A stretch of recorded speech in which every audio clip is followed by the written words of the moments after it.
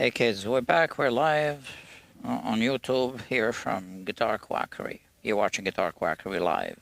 Yep, watching. And you're also listening to Guitar Quackery live. We have something on the workbench. That's just a customer, not my customer. Studio's customer.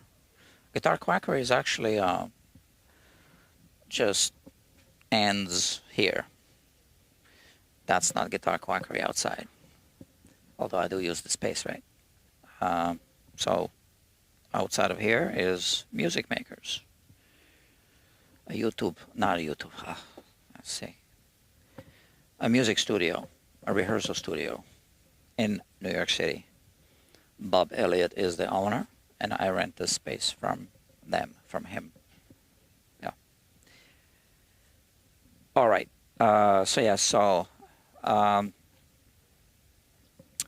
Something wasn't working here.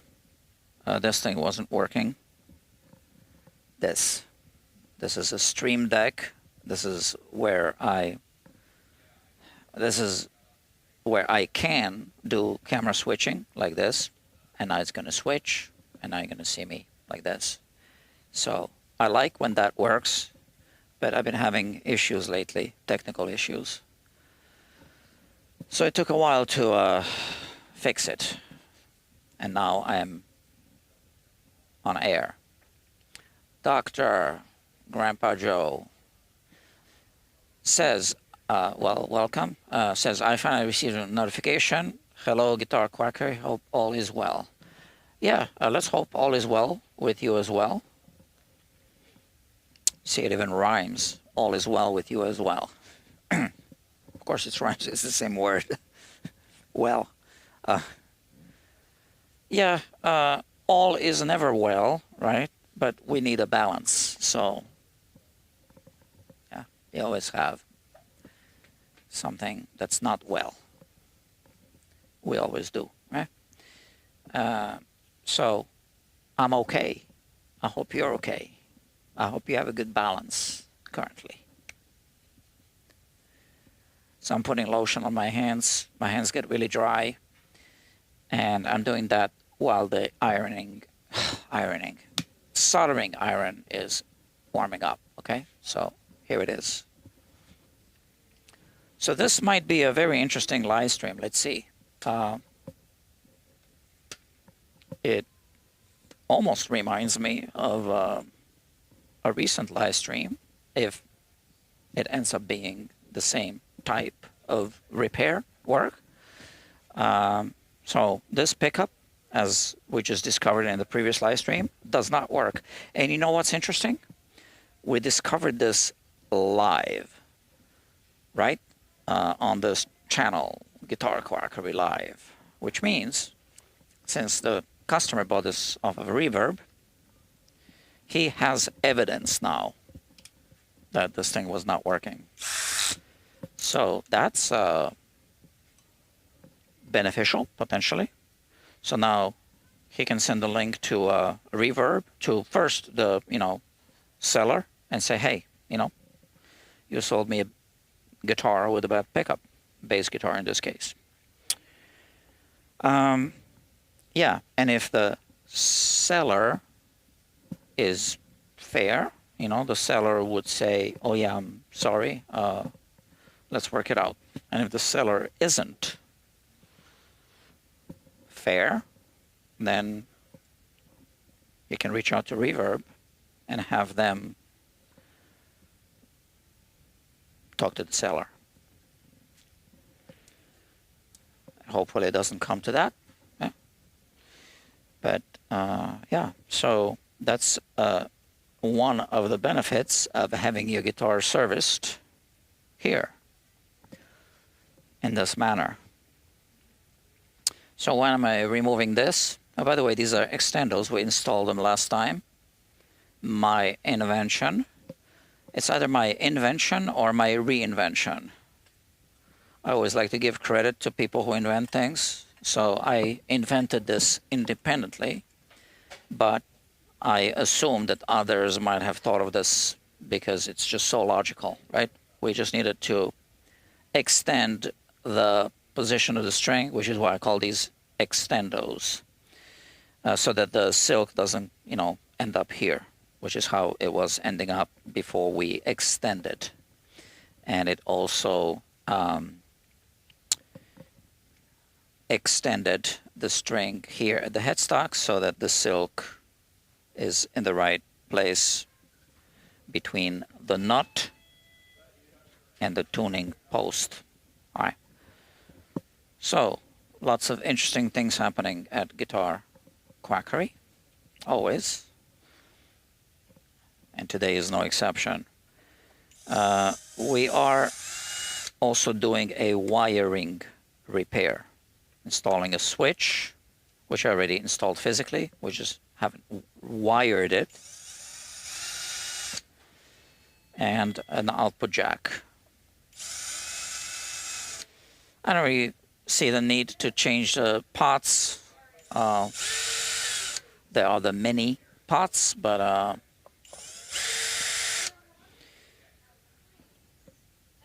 yeah, we can keep the minis for now.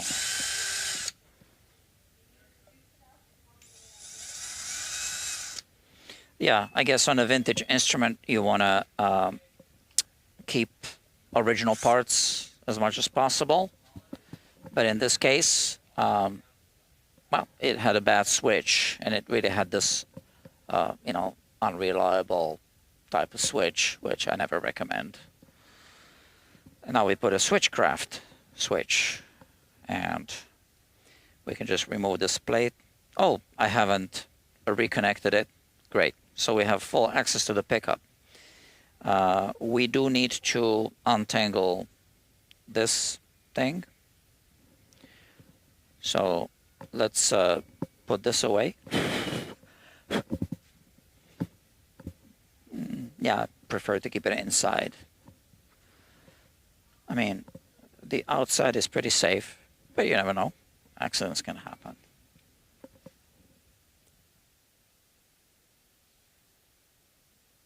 Yeah. This is a nice place here, by the way. I mean, I don't have any issues with any of the people that come here. It's all kind of like friendly, family kind of, almost like a family, I want to say, yeah. All right, and I also use my phone. Oh, I ordered something for my phone. It's supposed to be like a wireless thing so that my phone can also be connected to the switcher, which is here. And that's supposed to arrive today. What am I doing? Oh, yeah, so I gotta turn on my switcher app. There you go. All right, so now I have it here, so I can do the switching here as well, from here as well. And, like that, convenient. So,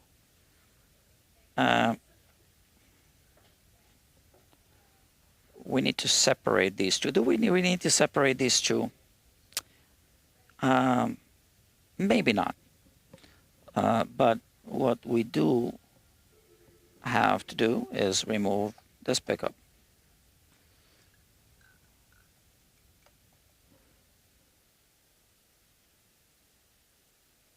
So I was at the doctor's office today. She's a dermatologist, and all right, so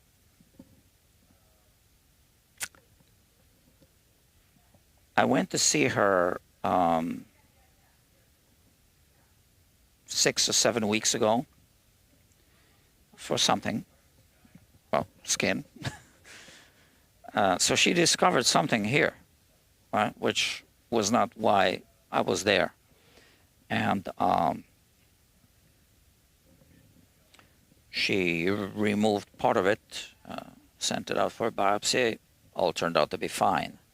But anyway, my initial reason for going there is like an ongoing thing until it's resolved. She basically needs to give me shots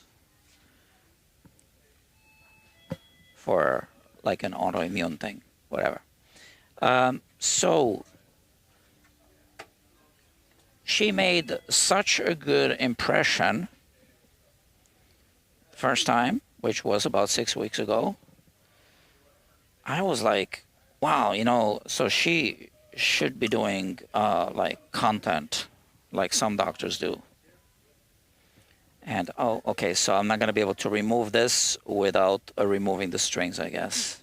So let's do that. So I looked her up, and what do you know? She's already doing content. But, you know, she's like a small creator on Instagram. I can't even remember if I saw her on YouTube or not. Can't remember. So, because I was going to tell her, hey, you should do content like I do. But anyway, it turns out that she's already doing it. So I was going to talk to her about this today. I was even going to say, I can't really get involved with your content, but I'd be willing to, happy to give you a few tips. But I was late for the appointment, and she runs a tight ship. So I didn't, you know, and normally, you know, I signed a thing for the first time that if I'm late and all that, you know, they would charge me a late fee. So they were nice at the reception, and they talked to her, and she said, okay, let me see him anyway. But I did see that she was, you know, tight on time, so I didn't want to bring it up. But yeah, I just coincidentally, she's also a content creator. There you go. That's all I wanted to say. So let's remove this now. So it could be something very simple. First thing I look is it even connected, right? Obviously. It is connected. And that's, in this case, I'm going to say that's bad news. The good news would be to find that the connection was loose, because then we just solder it back. Yeah, not what I wanted to see. And now the question is, should I really untangle this or not? Because I'd actually like to put the bass aside so I can just work on the pickup. And the answer is yes, I should untangle this.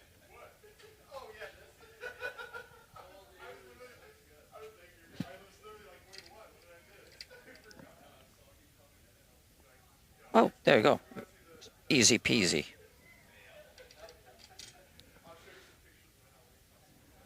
Well, now we have separated the pickup from the bass, and which means we can hang the bass here. Yeah, why not? So the strings are kind of hanging, which is fine. Nothing will happen to them. I have a hanger here.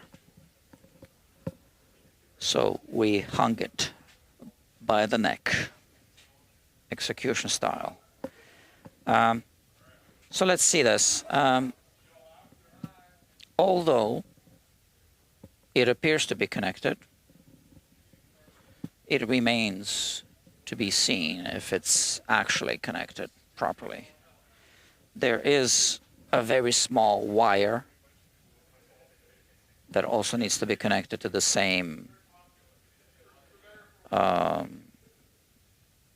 whatever pad, I guess you call it.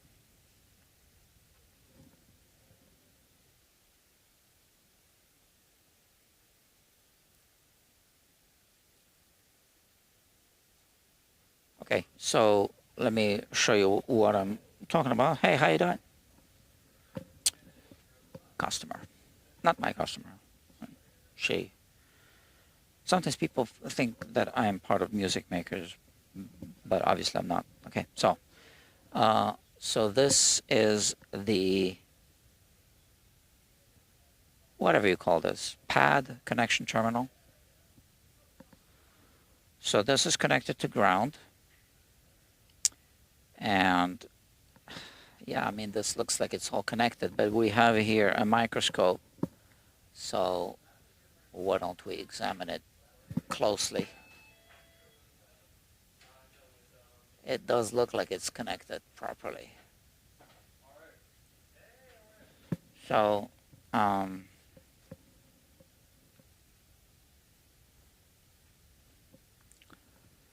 it looks okay.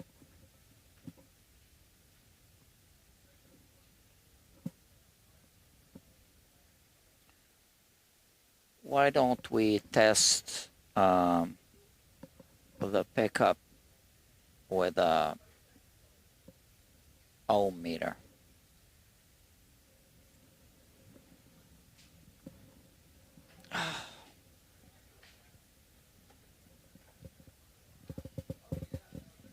Oh, this got tangled up here. Okay.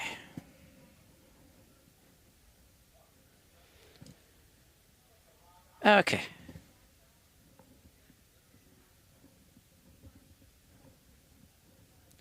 So, I'm going to bypass the wire. Here we go. And just test it here. So this is ground.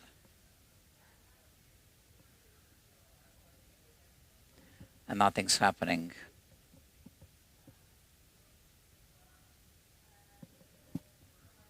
Nothing, right? See?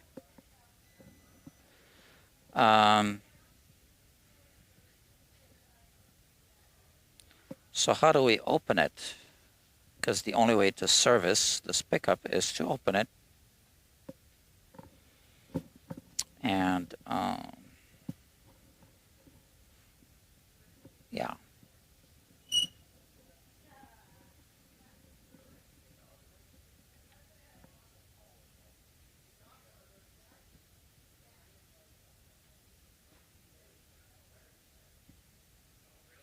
So we also see a lot of steel wool particles, but that's not what's causing, that's not why the pickup isn't working. You see the steel wool particles, and I use modeling clay to clean steel wool from pickups. So if that was the problem, we would get continuity. It would be shorting out something, and we would have a short circuit.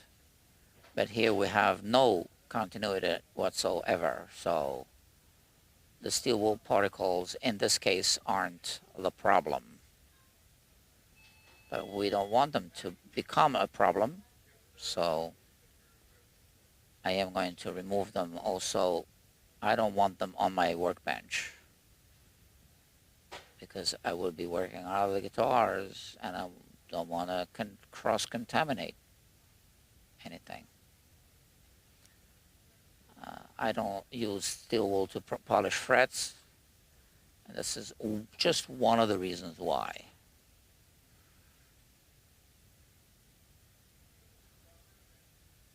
So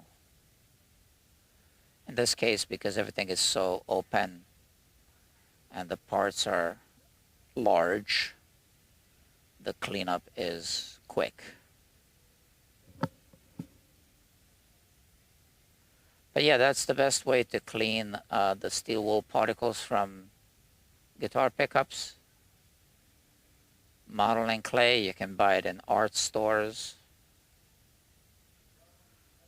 And usually if you buy it, I guess, if you only use it for this, you basically are buying a lifetime supply of it.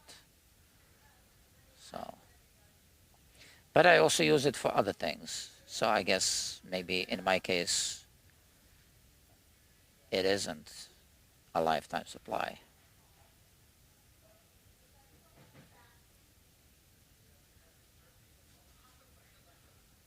Yeah, so I'm also thinking about what to do as I'm doing this, right?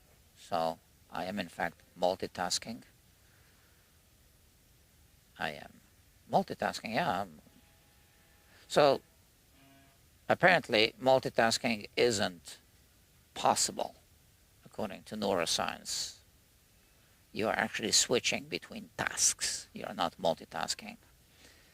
But here, I am multitasking in a sense that I am doing a few things at once. I'm live streaming, okay? I'm talking to you, narrating what I'm doing.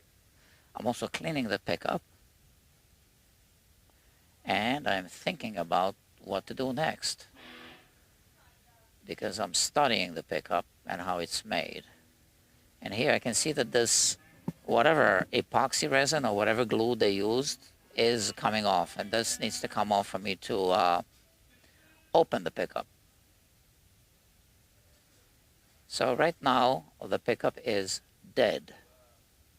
So I feel we have nothing to lose. I can't break it in a sense that it's not going to work if I do something, right? It's already not working.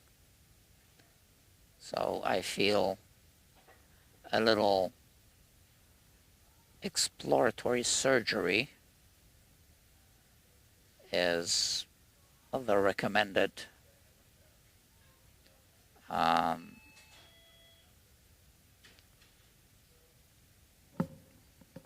option.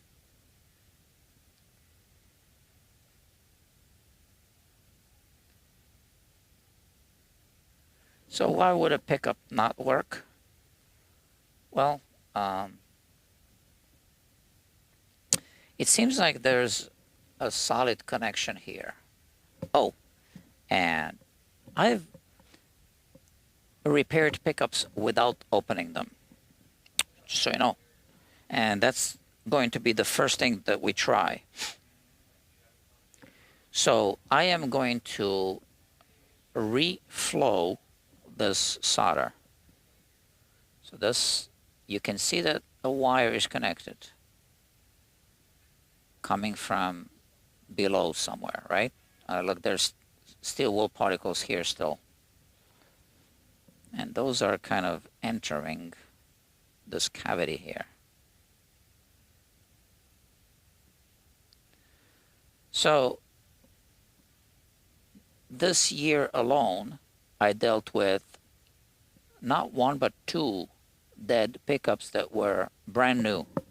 One was a strapped Fender pickup, and all I had to do was reheat one of those terminals to kind of reflow the solder so that it would actually make a connection with a little wire coming from the coil. But you see, that was a brand new pickup that never worked, and obviously it passed quality control at Fender. And the other one was a Duncan that also passed quality control and was dead on arrival. But here we have a different situation. This pickup was working, I would assume. But you never know. Maybe someone owned the bass for 65 years and never realized that the neck pickup actually didn't even work.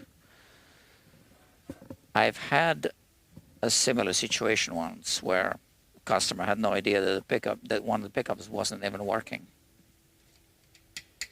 I'm vague on the details, but that was what it was.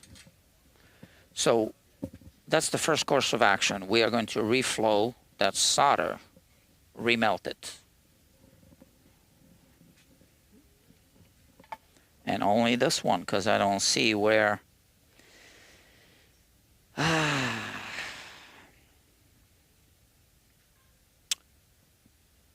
So there are two coils inside a humbucker, right?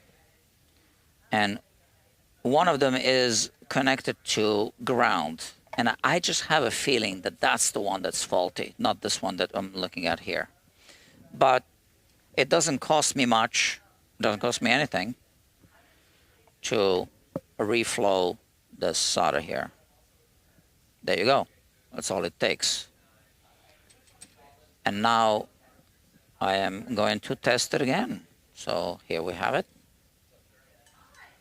And let's see if that did anything. This did anything, and I think it didn't. But, you know, like I said, it didn't cost me anything. And I was right. This isn't moving. So my next attempt will be to open it. So I suspect it's the internal connection to this ground wire, which is the shell of the pickup. So there's a wire connected to this. Okay, save the battery. So I don't know what this is. I'm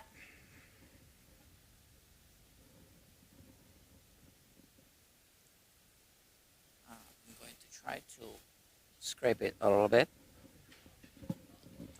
So we are looking at this adhesive here. This could be just some kind of hard wax. Yeah, it's easily removable. It's not epoxy.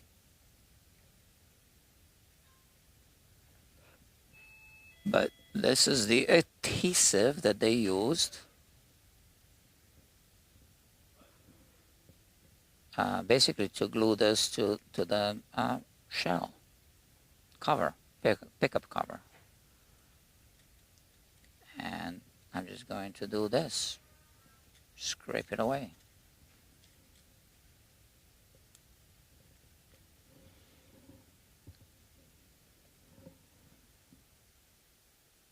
Okay. Maybe I want to use a finer. So I'm using a screwdriver, but I do have a finer one. Oh, and you know what I might want to use? Yeah. Okay, so, you know, we're doing a live stream, right? Live repair. I don't know what I'll be doing until I'm doing it. But I will use a feeler gauge. I'll try to insert a feeler gauge. Now look, I got one right here.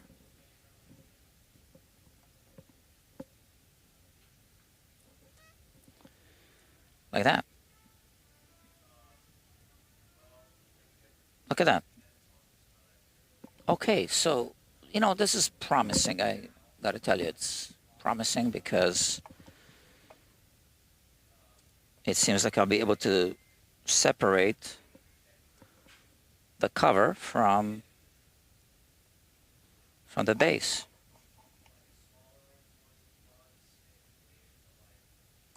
Excellent. All right. And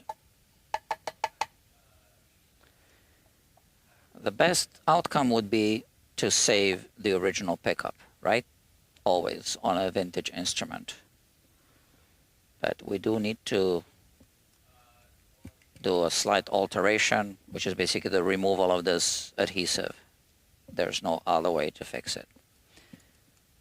I fix guitar all day long. You know, sometimes you need to do this in order to fix it. It's either that or you don't fix it and you throw it away. So in this case, it's the only option if you want if you want this to work, right?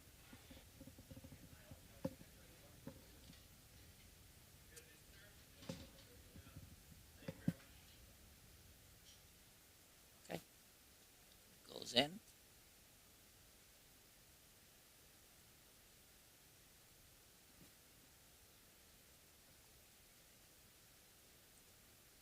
So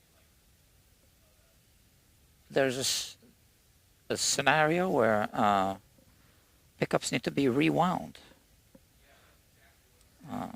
A bobbin needs to be, so it's got two bobbins. It's a humbucker. So I hope we don't need to do that. But I do need to remove the pickup ring now, okay? Which I will do right now. So those are Phillips screws. Let's see. Which size Phillips? This one. Okay, cool.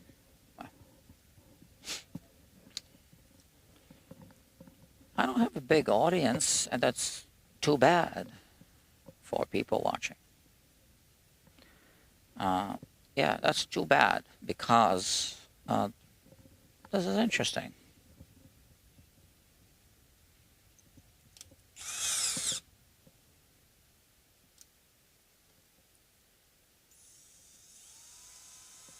So I have this microphone. This is a dynamic mic that's close to my mouth, so you don't get a lot of ambient sounds. Hopefully none. And the reason why I'm using this is because my neighbors here at the rehearsal studio play music, obviously. It's a rehearsal studio. Often they play, well, they're always going to be playing copyrighted music, right? Even if it's their own, right? I don't have rights to that. So one band in particular that gives people a hard time is the Eagles, Don Henley. And right now someone's playing Hotel California. I don't even know if I'm allowed to use those two words together without a copyright strike from Don Henley. Yeah, so I am glad that I have this headset microphone so that you don't need to hear Hotel California being played. It's not about you not hearing it, it's about Don Henley's team of lawyers not hearing it. Am I allowed to say Don Henley on my channel? Or is that also a copyright strike? Okay, so we'll be separating the cover from the base. Oh, look at that. Oh, fantastic. So I wish to show you a close-up of it. Look at that. Great, right? So we are making progress. And look what we have here. So at this point, I do want to remove this wire because it's just going to make things easier for me.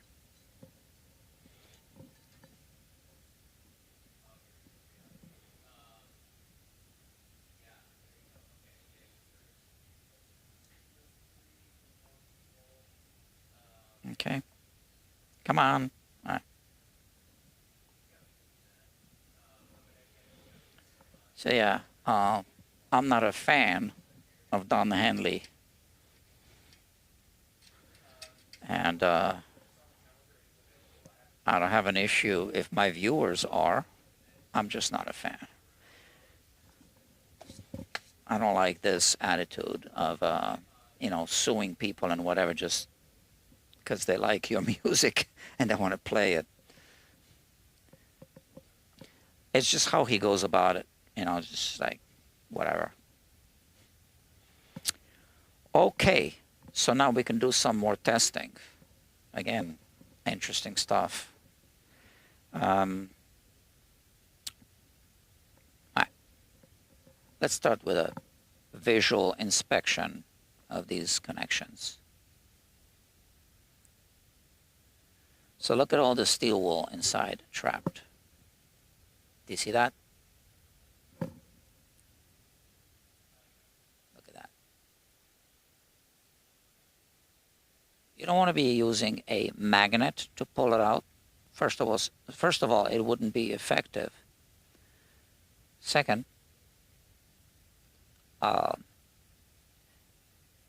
you can change the magnetic polarity and the magnetic charge of alnico magnets. Okay, so you are basically changing the pickup if you put strong magnets next to alnico magnets.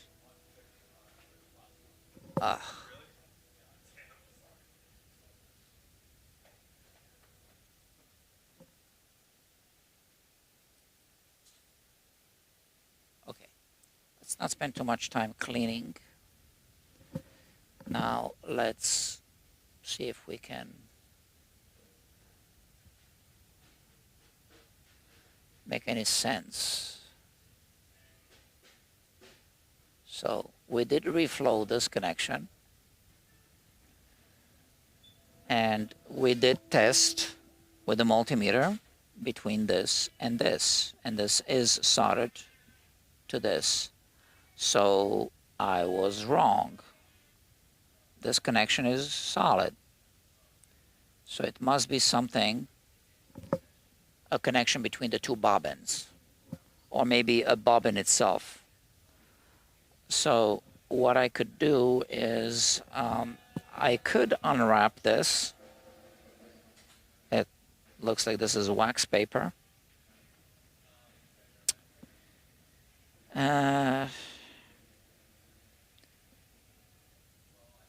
Should I be unwrapping it? So I don't have any answers.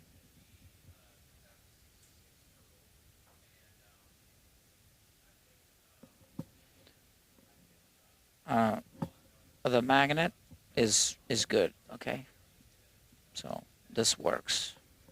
And like I said, we don't have a good reading on the multimeter, so we know it's something with the connections. Now here on this side, there are some lead wires as well. So as I think through this, I think we should just be slicing through the wax paper, and we can just unwrap as much as needed, but not all the way. I think that's going to be my recommendation, okay? And I'm just going to go with that recommendation. Unless, let me check if the customer might have sent a text message. Tuning in now. I'll start from the beginning, so I'll be a bit behind. I don't think I'll take the reverb claim route. Thank you for the suggestion. Okay, so that's a personal decision. If I need to switch, maybe I don't want to read everything publicly. Okay.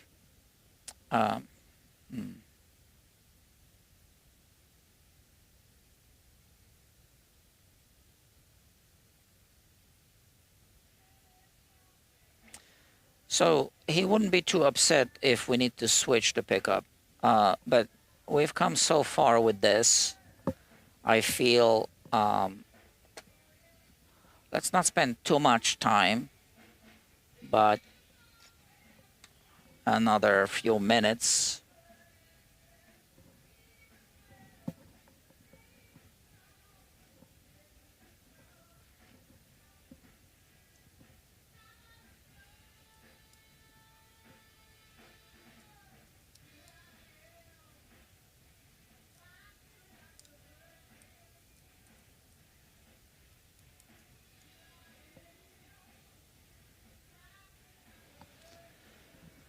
All right, that's what we see on the inside.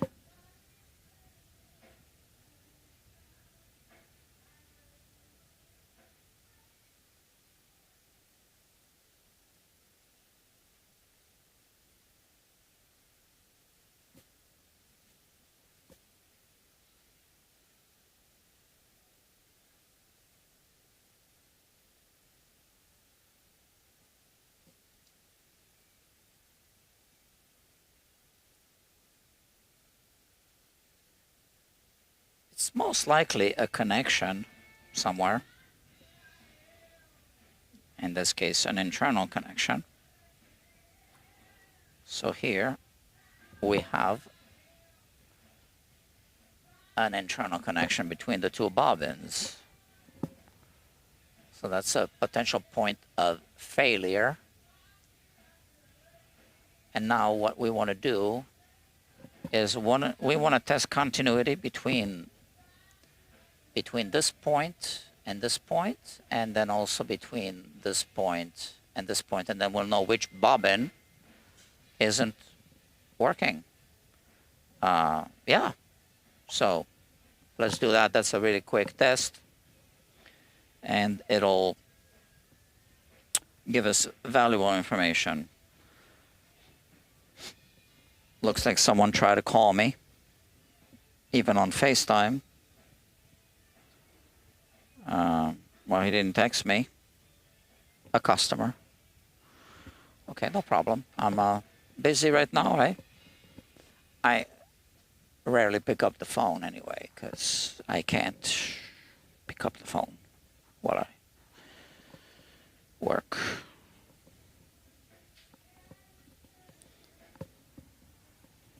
And sometimes when you pick up the phone, it just ends up being like a long conversation, and I just can't do it.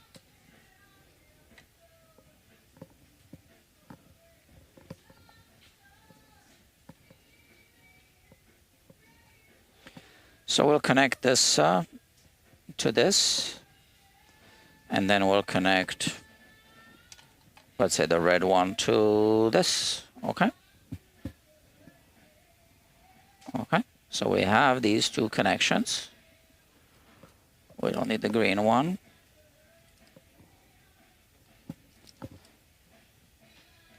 And now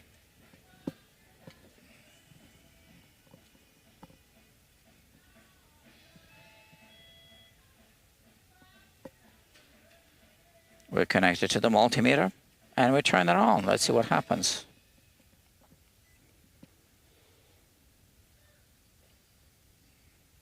So it's not picking up anything from this coil.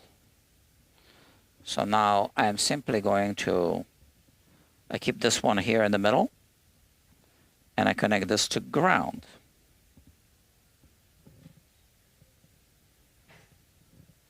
Now that's odd.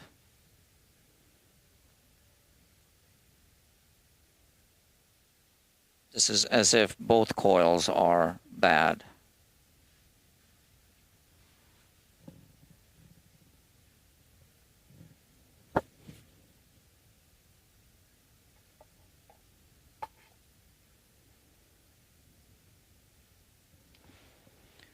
All right.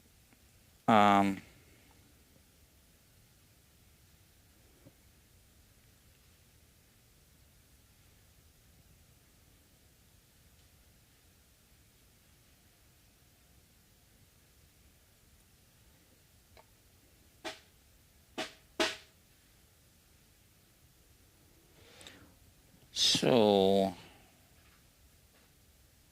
that almost doesn't make any sense. I mean, that both bobbins are bad.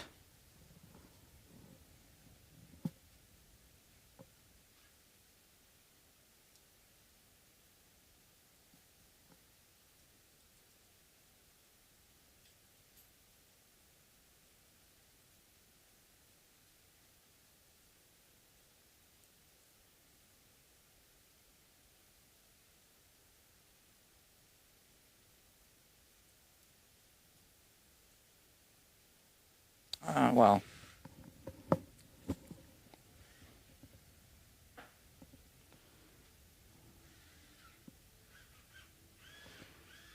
that makes very little sense to me.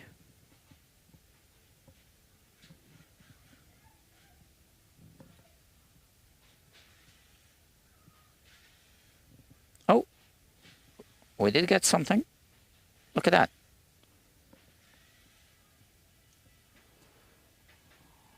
So hold on here.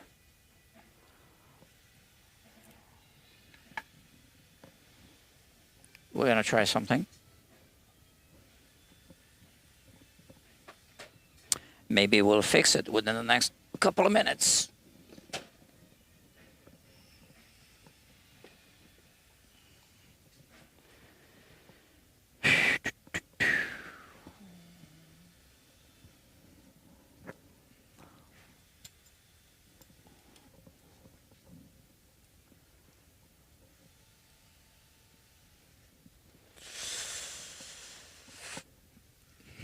Okay, so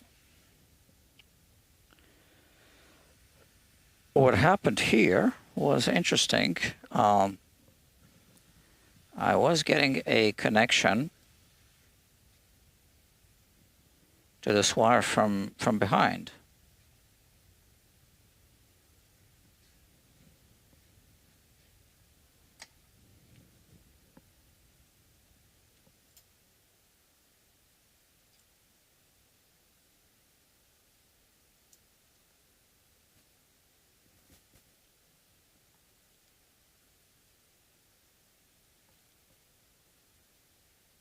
From the inside of the pickup. So that is the connection that I already serviced. You know, I did reflow this connection here, but now I'm going to remove the wire altogether. Okay. And I'm going to test it that way. And here we go. I keep forgetting to put the switcher back on. Switcher app. So where were we here? So again, I'm just going to test the one coil first by connecting this here. Okay, so this is connected here. Just it goes to both coils, but this one's going to be out of circuit. And now when I connect this, nothing is happening here. But something did happen when I inserted this on the inside.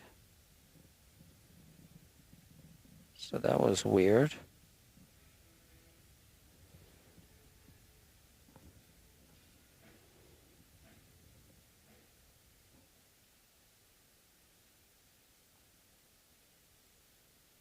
This again doesn't make sense.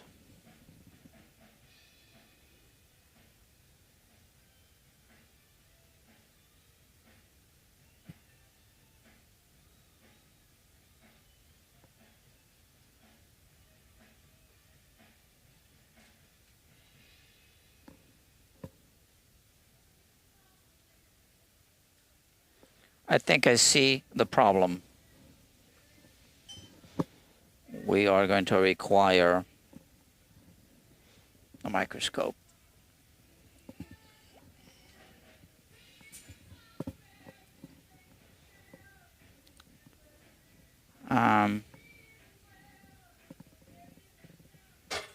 Bear with me.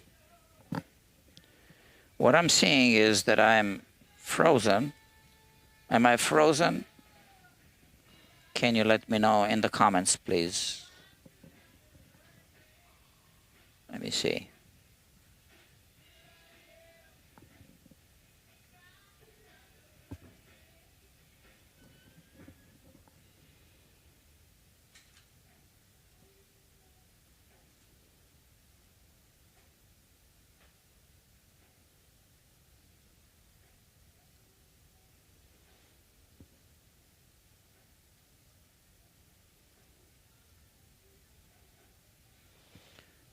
I don't think I'm frozen.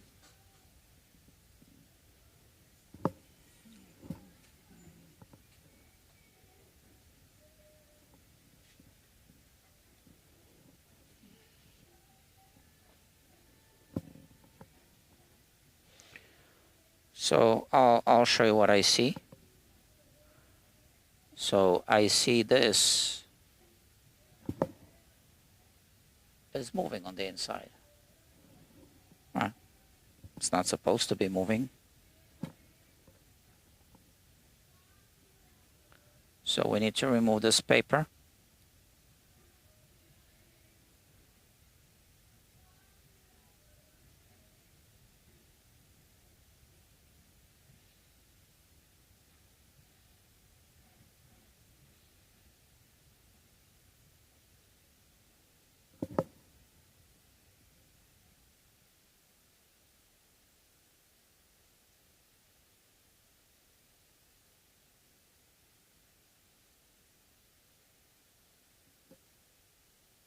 So this seems to be, well, this is a problem, right?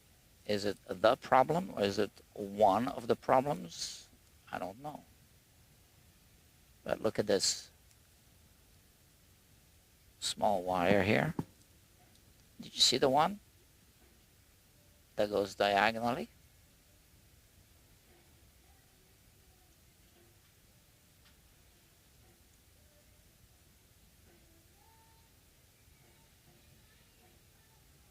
I bet that's disconnected. And there you go. It's disconnected. But still, this explains one of the two coils. I still don't get it why the other coil. So it must be the same problem on the other side.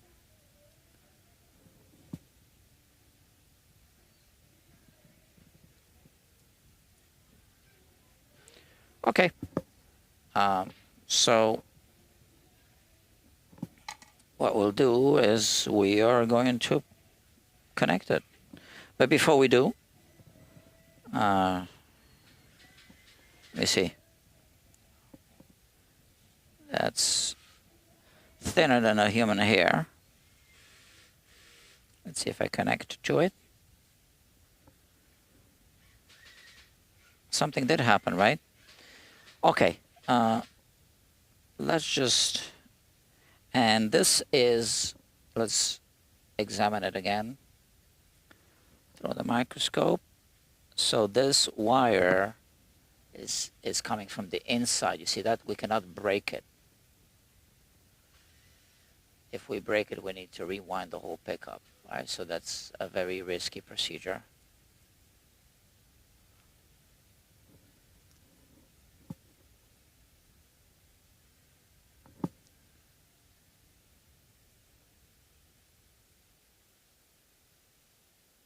They're still playing Hotel California for the second time, the solo.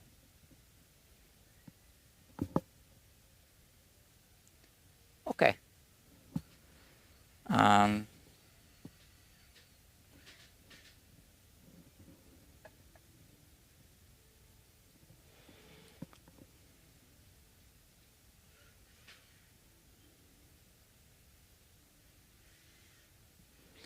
You know, I need to get some tape ready. I do have pickup tape, but I don't have it here. So we'll just use some other tape, which will work just fine.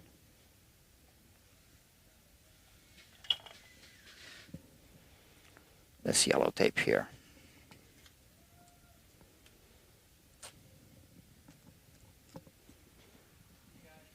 Okay.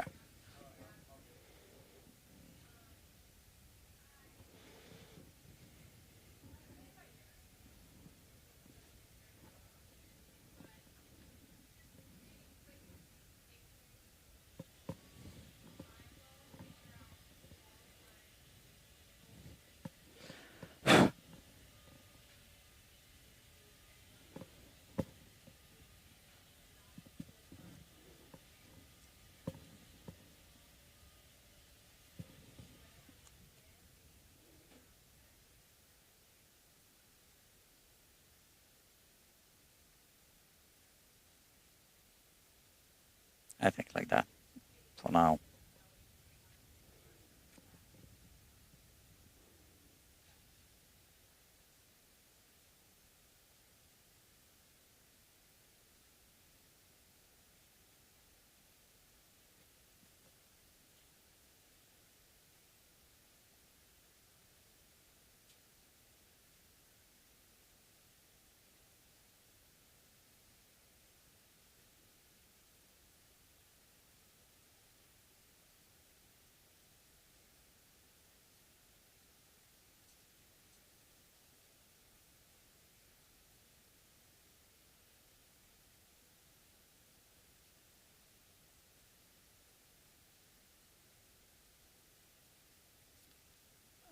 Yeah.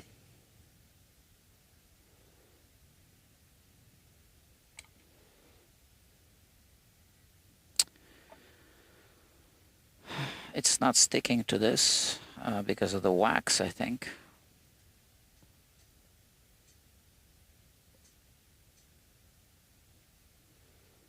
All right, I'll tell you what, I'll do this then.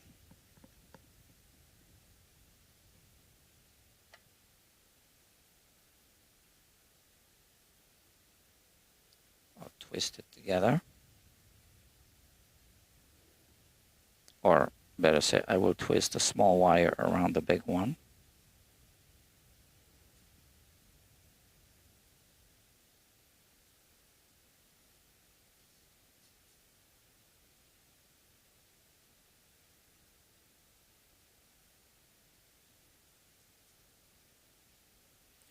It looks to me that it's connected. Not quite.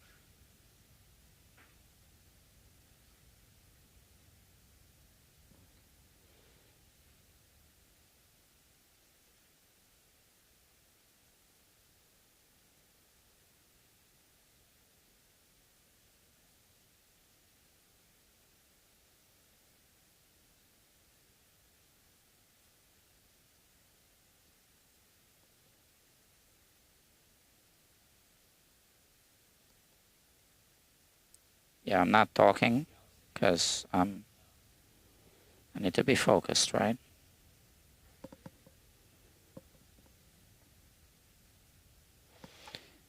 And I don't like it. How about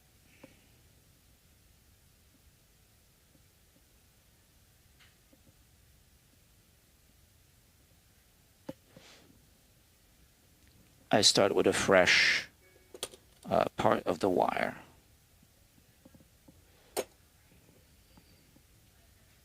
Yeah.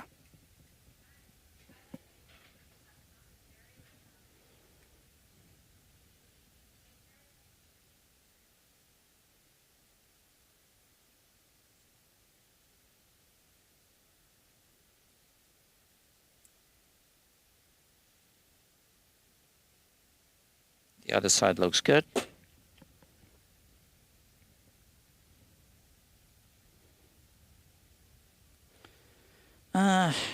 Well, I actually want to wrap it around the other side.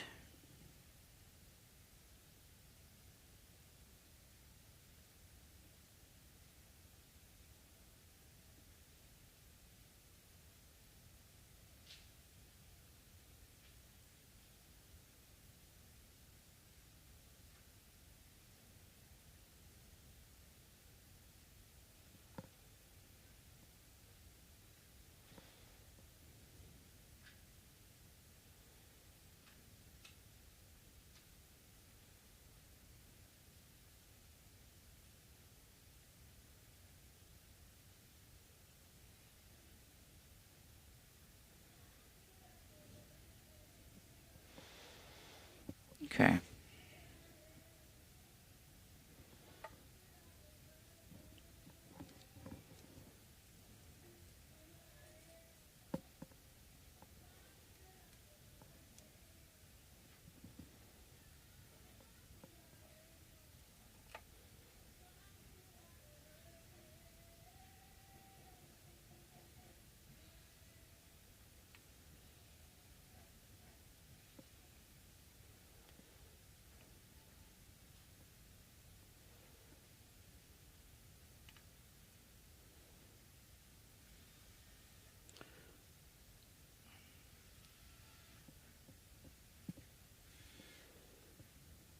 I just need to be extra careful with this one because this is the part of the coil that's coming from the inside.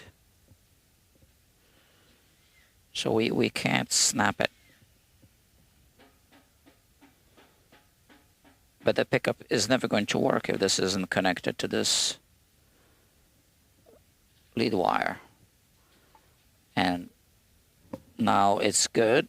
So I just need to solder them together.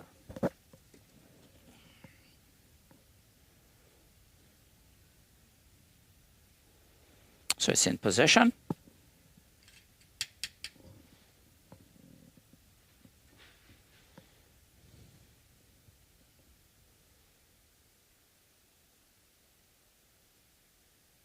It's supposed to melt through the enamel.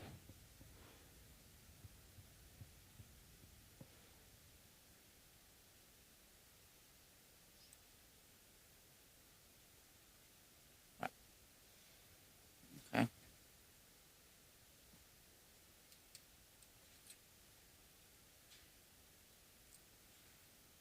So now, once again, we connect the yellow to the white.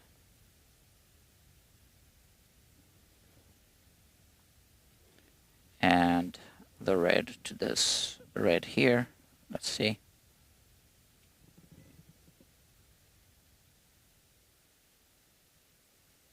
Yeah, 5.8K. Now what happens if I connect this to the ground?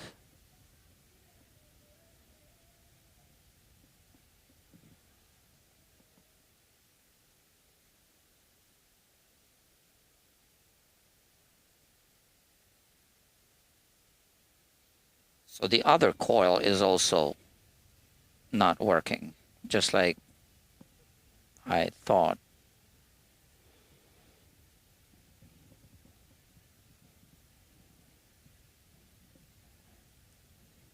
So we fixed one coil.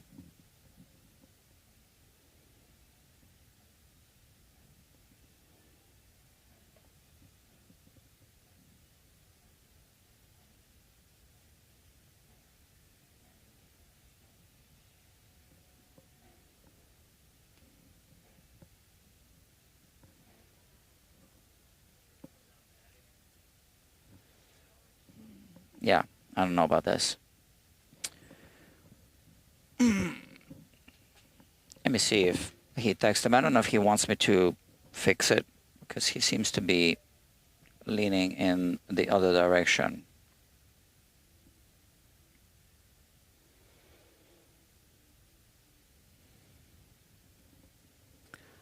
Let's see, I'll work it out with the customer separately, but I just feel like we've come so far, let's fix it.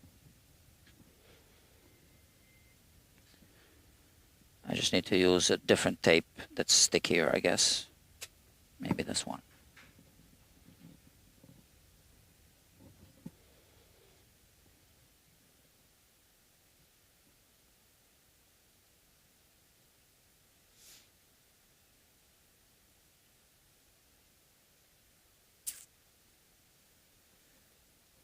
All right, here we go.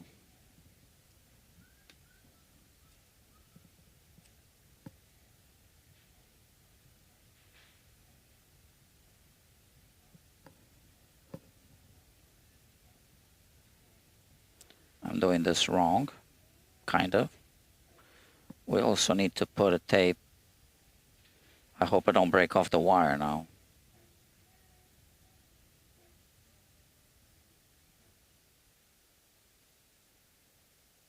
All right, that's too wide.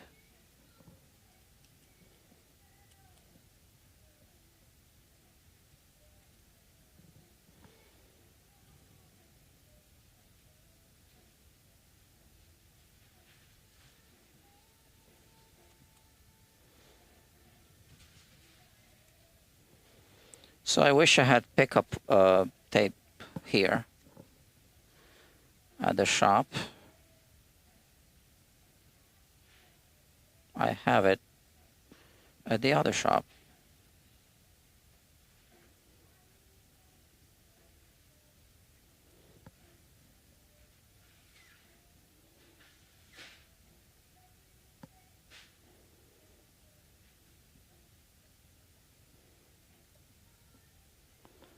Why didn't I think of this? I should have brought it, right?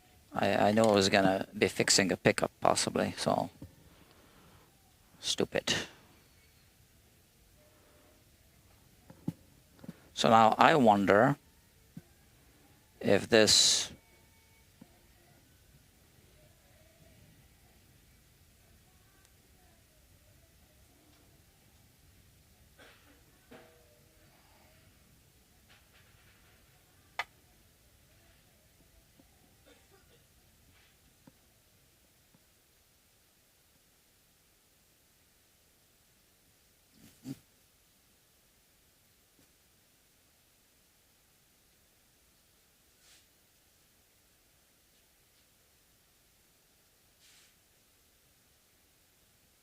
Oh, come on.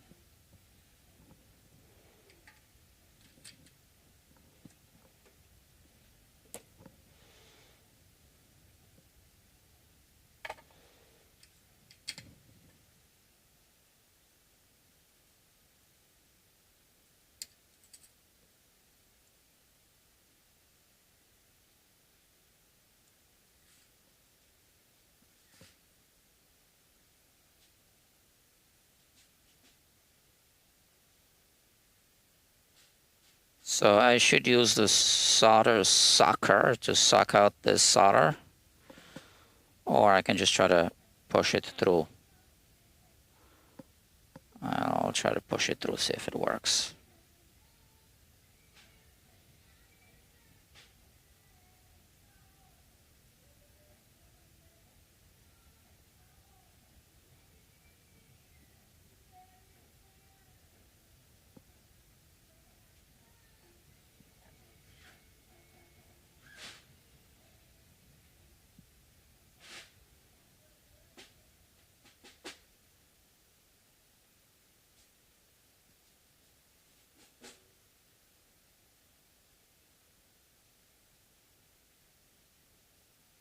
Yeah, man. Soldering can take forever.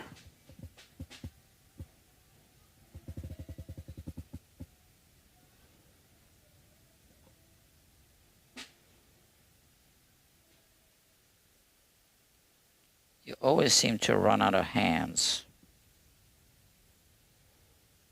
on soldering jobs. Okay. I did manage to push it through. So now this is going to be held against this bobbin without moving, hopefully. But you see, now it sticks out here, and we can't have that.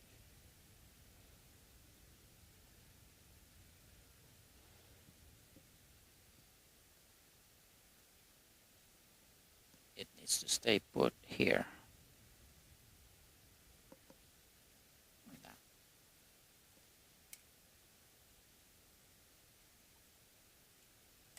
So the proper dissection would be to completely remove both bobbins. I know that, you know that. All right. So we have two possibilities here on this bobbin. Either the red wire internally to whatever it's connected is disconnected, or the white one on this side is disconnected. So let's, they're playing Hotel California solo for the third time. See, Don Henley, he'd be calling by now, shutting down this channel. Yeah.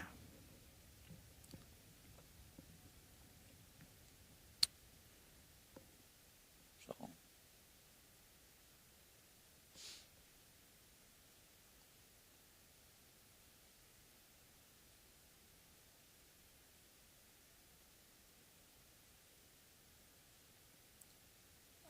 Okay, so we are looking at the white wire through the wax paper. And let's see.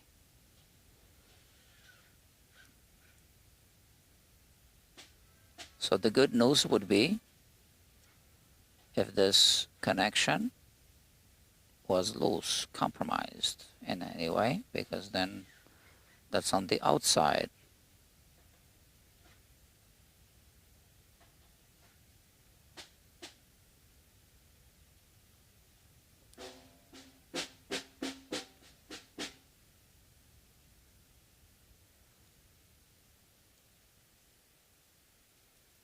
All right.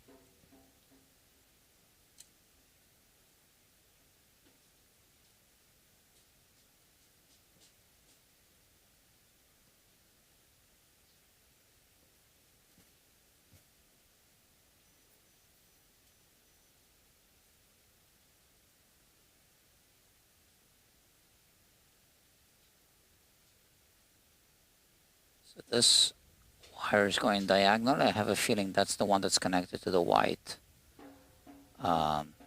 wire here.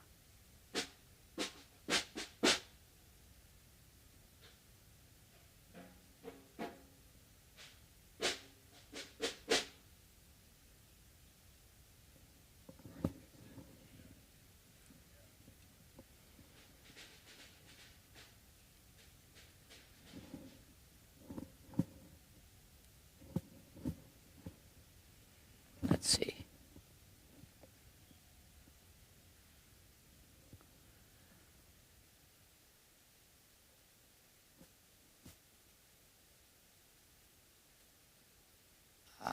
Well, no, I guess I was wrong.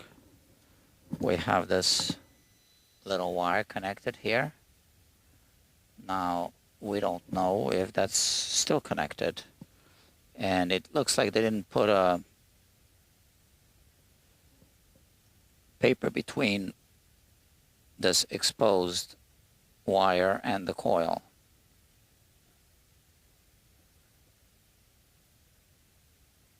They didn't.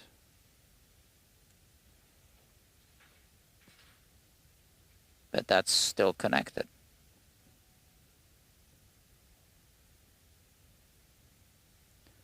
So I might want to reflow this solder here, just in case. So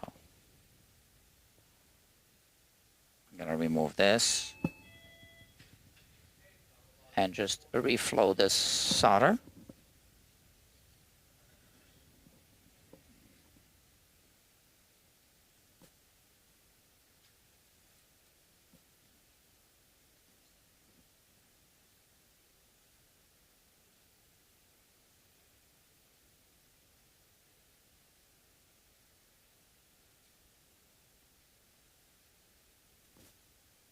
Okay, that should do it.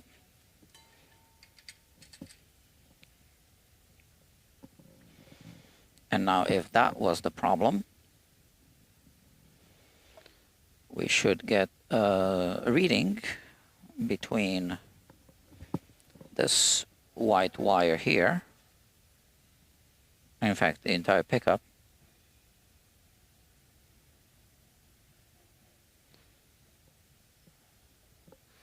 so but I'm gonna just test one coil at a time.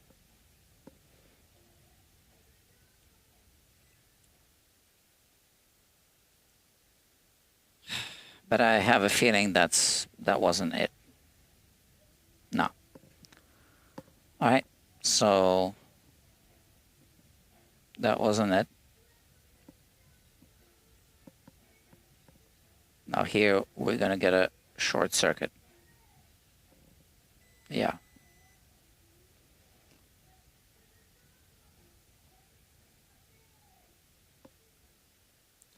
What's also possible is that that fine wire is actually broken, right? So let's see if this is the external or internal wire.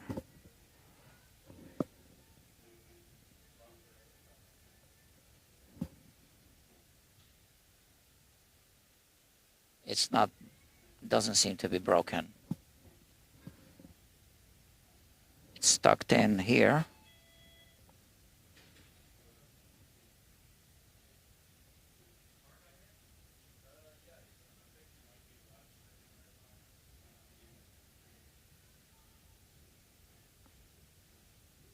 So that was that diagonal wire here.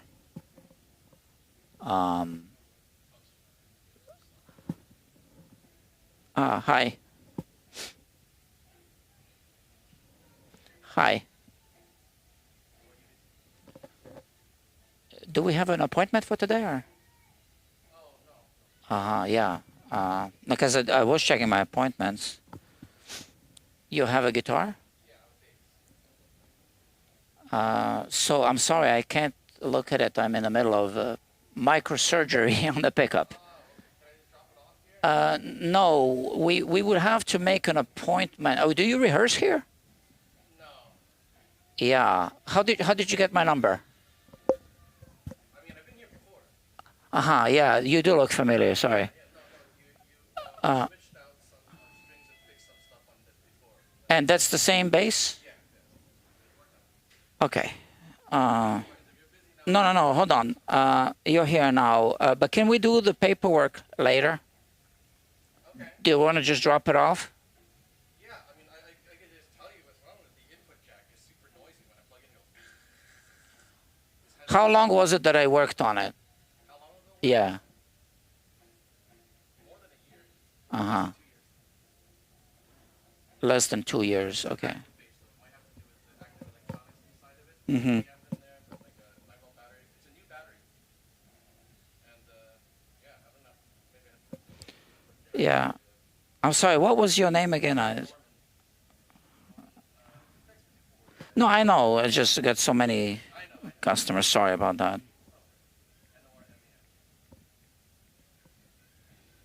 It's that yellow base? yes, that's right.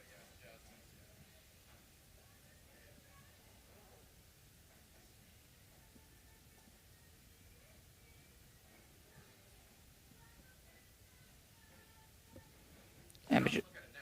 Well, I can't look at it now because this is literally a microsurgery here now. Hold on a second.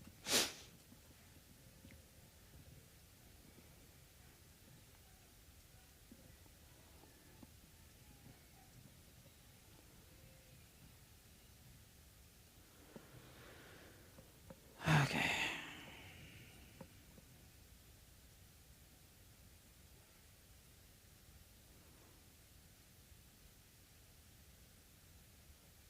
So there was something with the pot. I just put a pot knob on it. Yeah, you put a knob on it. That's right. But So we did a setup, and I put a pot knob, and but this one for some reason when it plugged in, it started yesterday. It was not a problem before that. But as soon as it plugs into an amp, it goes like that. But that's right. Different phase and it's fine. So. why don't we work out everything later? So you can just leave it here, Can I come and back in a I'll. few hours? Huh? Can I come back in a few hours? Or you, no? Are you like around the neighborhood or something? Yeah, I'm at the music building, block building. Okay. Or tomorrow. So if you are just at the music building, then it doesn't even make sense for you to leave it here. Sorry, I'm in the middle of the live stream and microsurgery, so I can't. Norman, can I just text you when I'm done with this, or leave it here if you really want to? Doesn't matter. Yeah. I can leave it here and you can text me when you're done. Yeah, I'll text you when I'm done. It's fine too. Yeah, or tomorrow. Yeah, cool. It's right here. It's safe. Okay. All right. Thank you.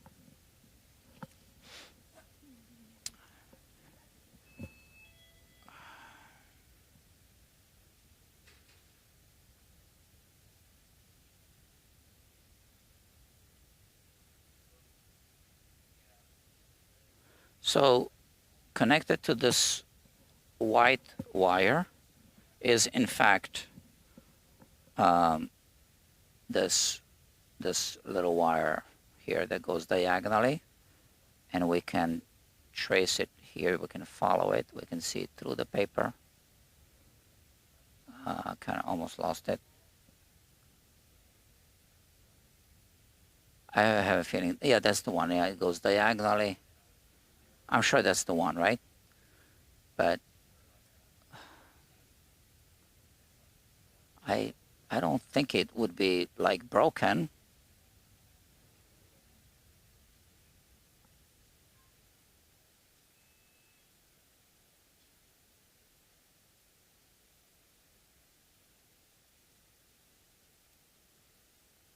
Okay.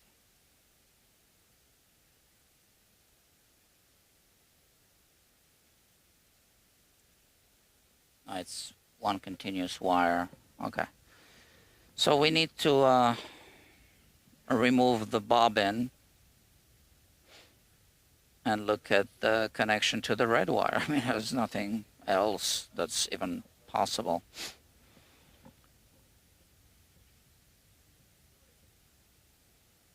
All right. 4 screws. We're talking about 4 screws. Whatever. And then we'll know.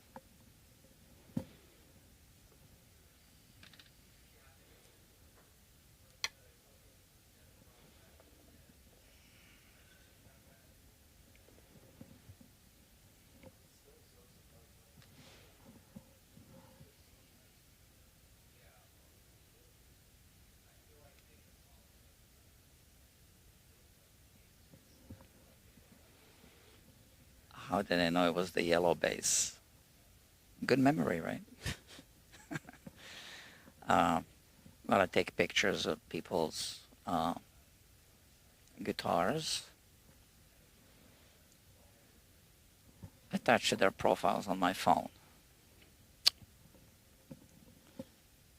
So it made me look really competent for a minute. And where's my phone? Over there.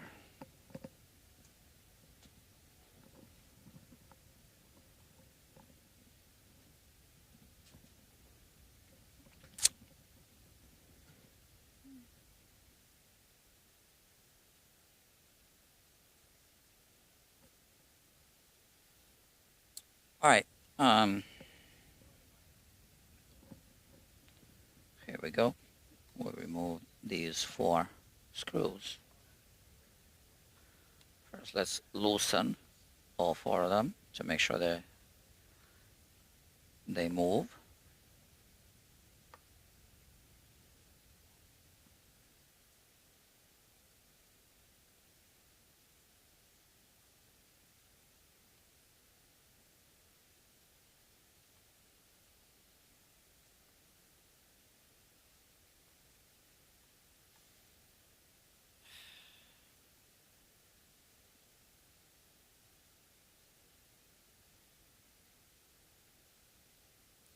I want to put a tape here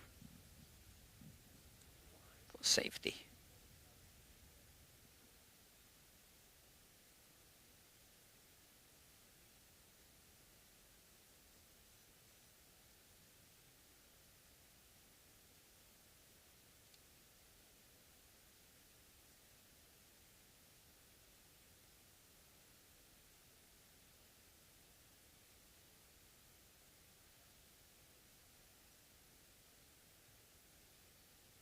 Oh, come on.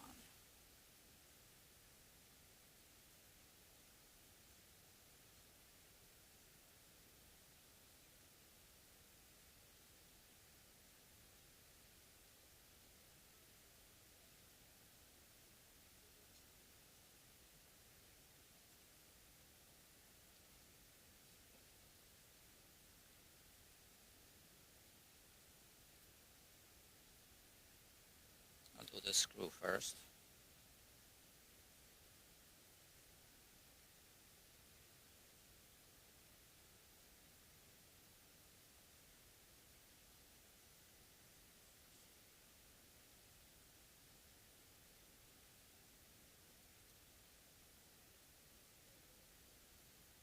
Oh, ah, damn it.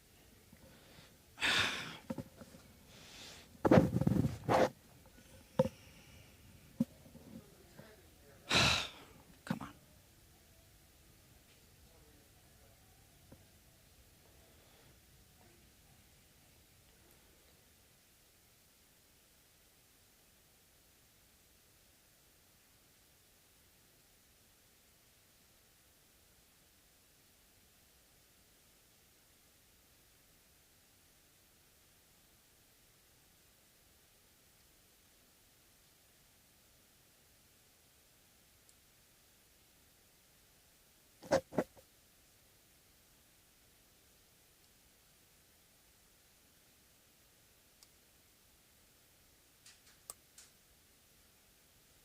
I hate flathead screws, especially when that thing is shallow and you can't grab onto it.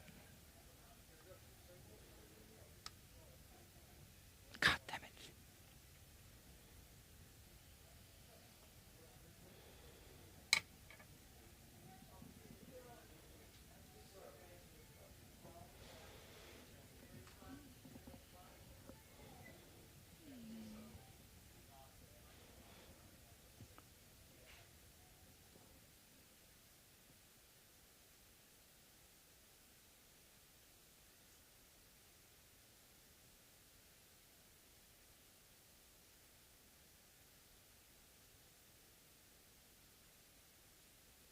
That's why it doesn't want to come out easily. It's because of this resin, whatever this is.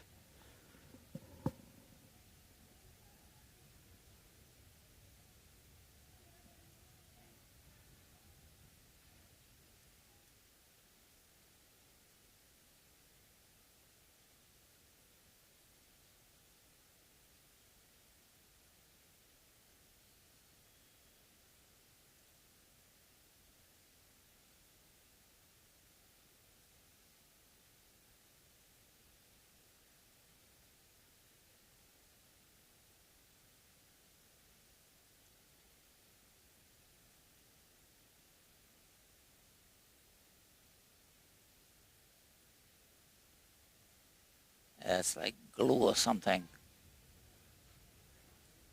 Doesn't feel like wax. Look at that.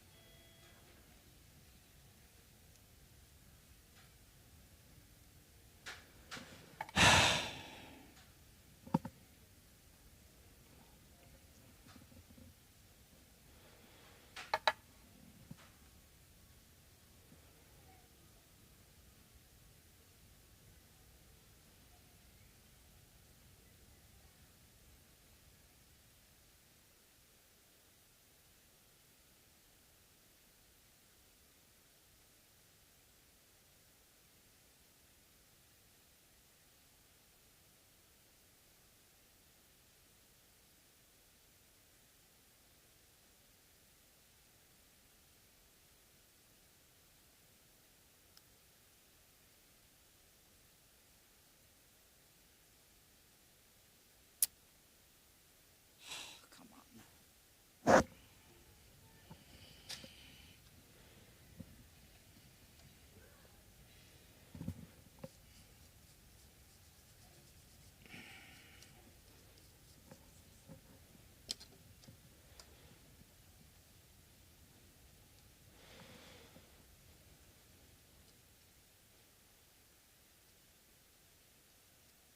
Yeah, it's kind of like glue.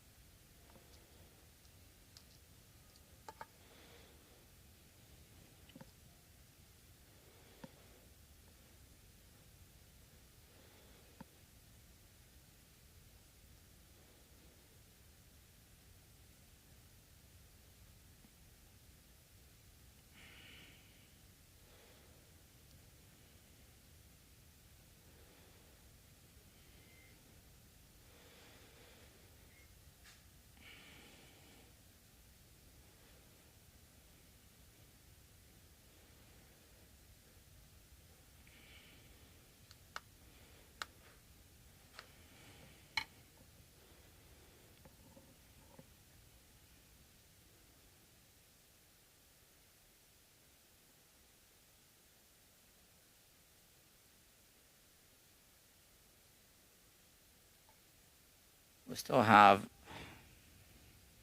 a few turns left. I'm screwing it back in just to see if I can clean up better.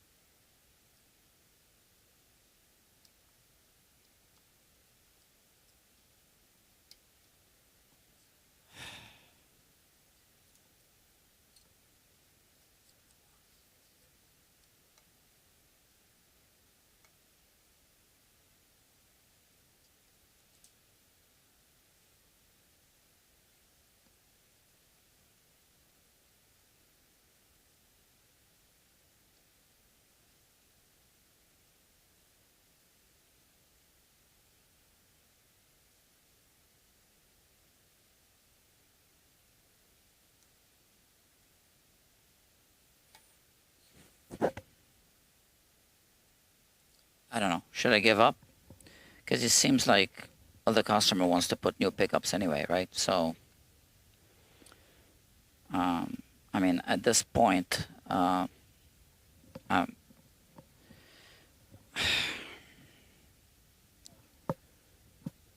doing unauthorized work. He didn't say that he wants me to, to fix this. But I'm doing a live stream.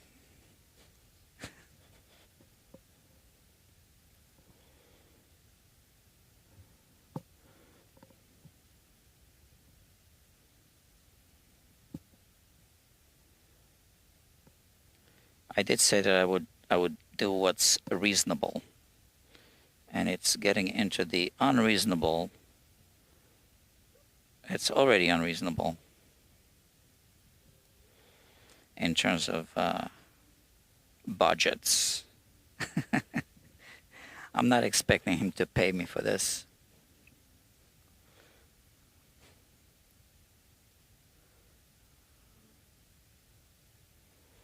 But, you know, pick up, okay, but what about the content? We're doing YouTube. And I have how many people watching? Let me check. So at this point, the pickup still doesn't work. 9 people watching. Okay, guys, at least I want to see 9 likes if I'll be doing this for free.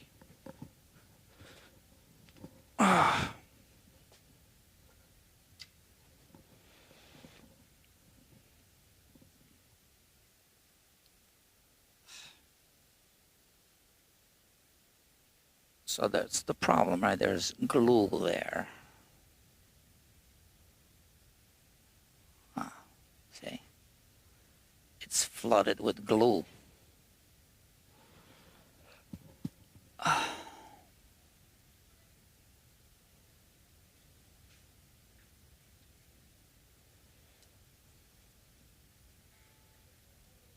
Pretty noisy, honestly. Like there's like a not as like a cycle pump, but like something that kind of sounds like it. I'm just gonna try the guitar and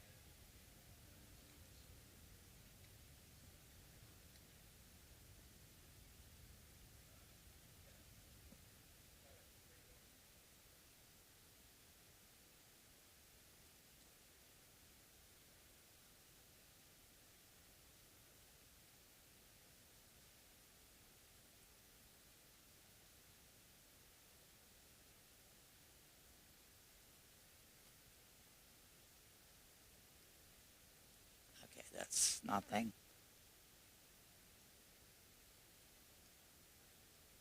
Right, so now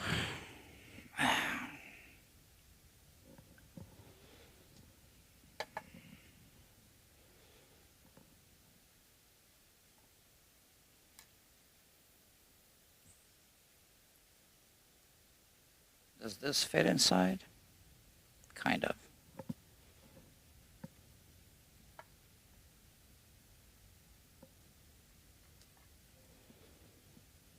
Shut up.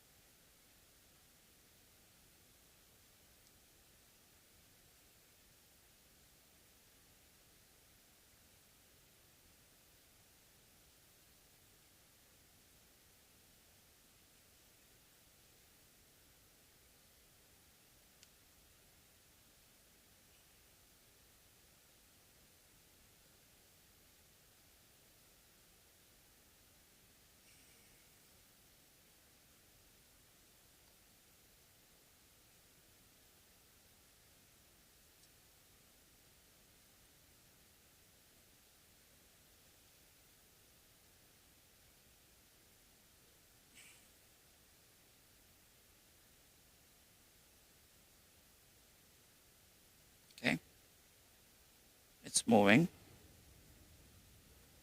This better work.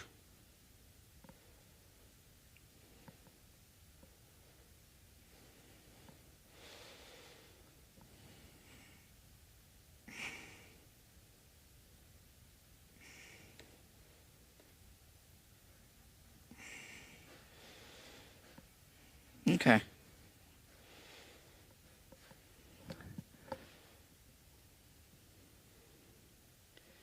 I think we're past the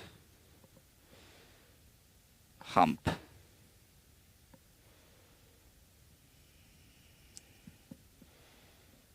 There you go. Whew. All right.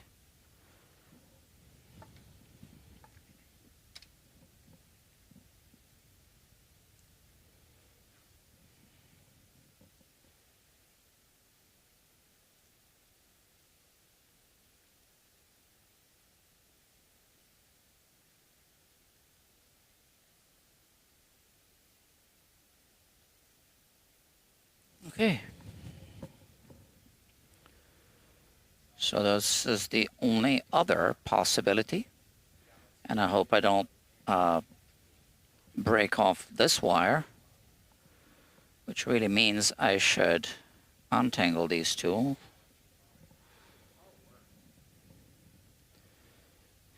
I should. That's what I should be doing.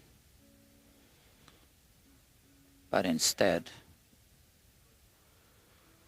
so this one is not as risky because that's the outside wire, right? Even if it breaks, I can fix it relatively easily, right? But I still don't want to break it, which means I want to put a tape there to hold it.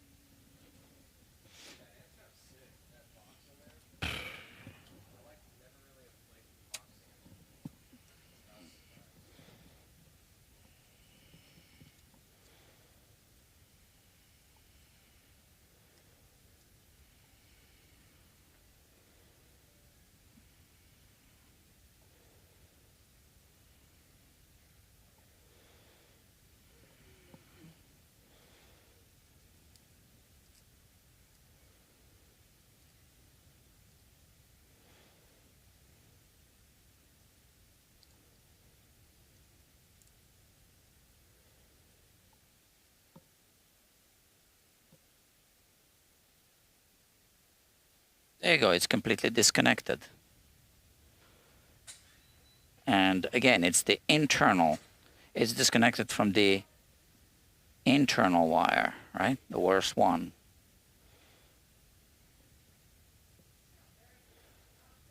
The riskiest one to mess with. And here we have it right here. So clearly, I am able to repair this same way.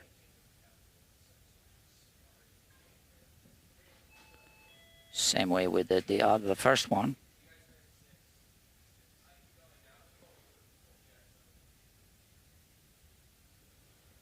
How did they break off?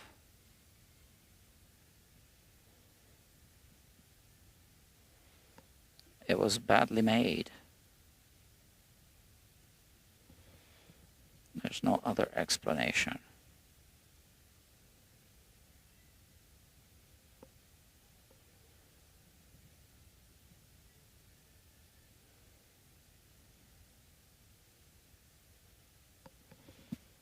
Gotta keep it in frame for you to see what I'm doing.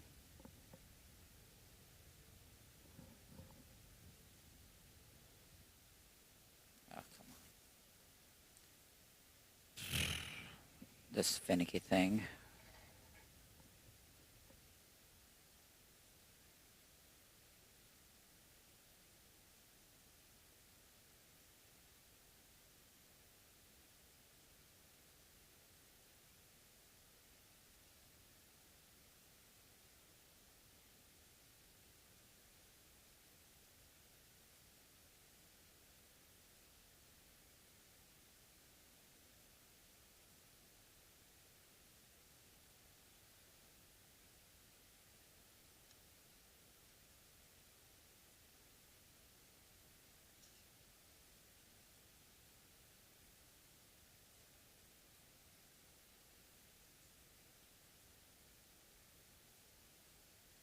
So I'm just wrapping it around, or trying to wrap it around. Where are my tweezers?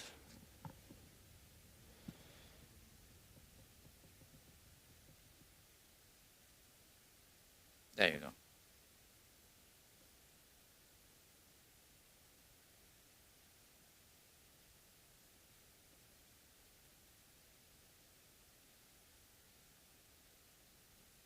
It is smaller than the thickness of a human hair.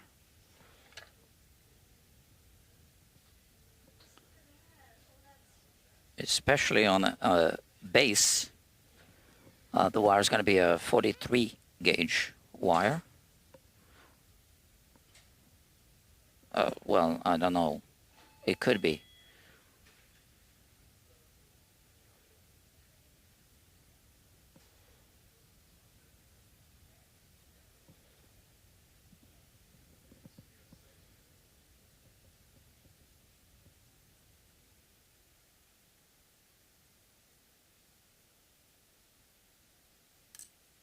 Okay, so let's hit it with some solder, and that should do it in terms of re-establishing the connection.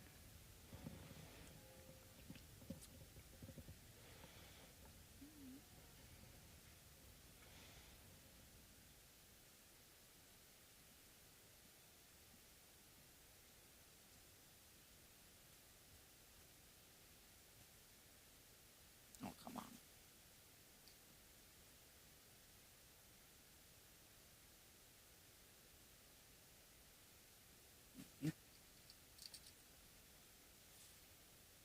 So, once again, now this should work if I connect this to this common white wire connection. And if I connect this, where is this? Here.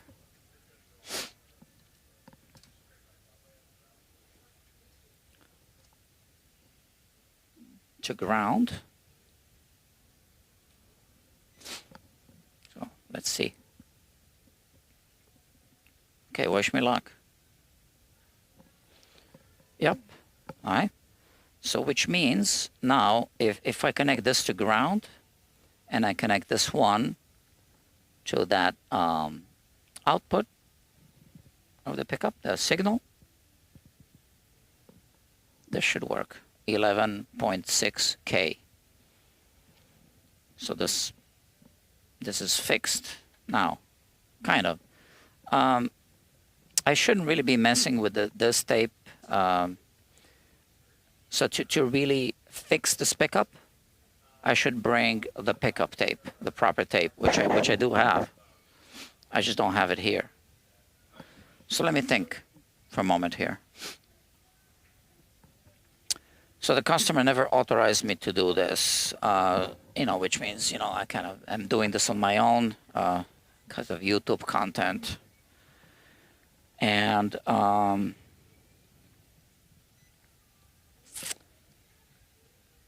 we can fix it. So now I'm going to have to talk to him. He's going to just make the decision. Right?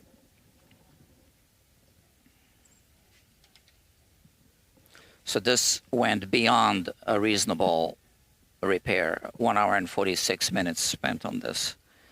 So, yeah, we're going to have to do something reasonable in terms of resolution of this, right? So,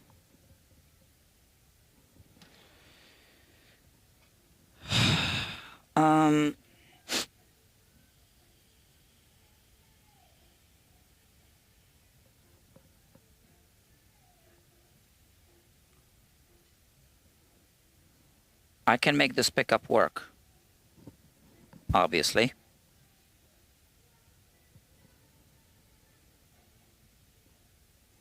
I'm just going to put it back together, kind of, not completely.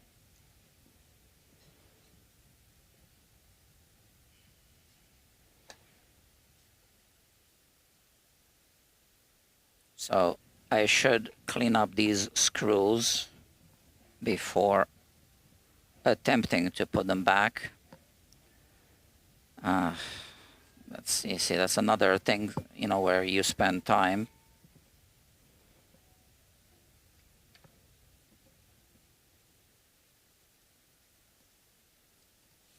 I have an idea how we can do it fairly quickly.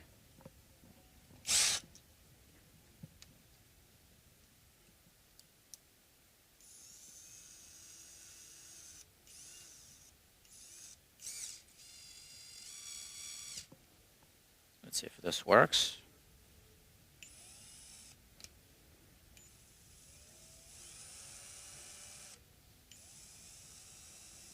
So this would be something that's kind of interesting to see through the microscope.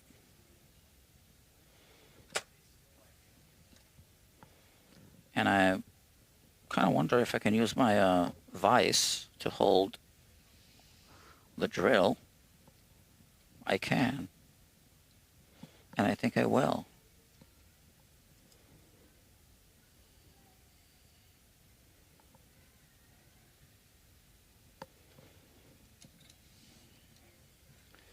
But will it then fit under the microscope? We'll see.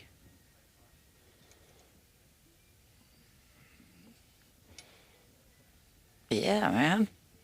It does fit through the right under the microscope. So this is how I'm going to be cleaning it. Check this out. All right.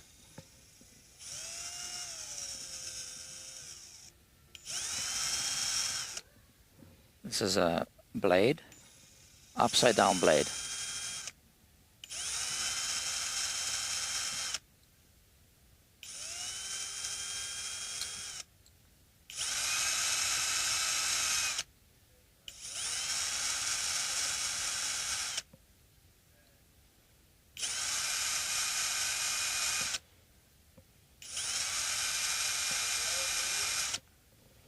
Always something interesting happening at Guitar Quackery.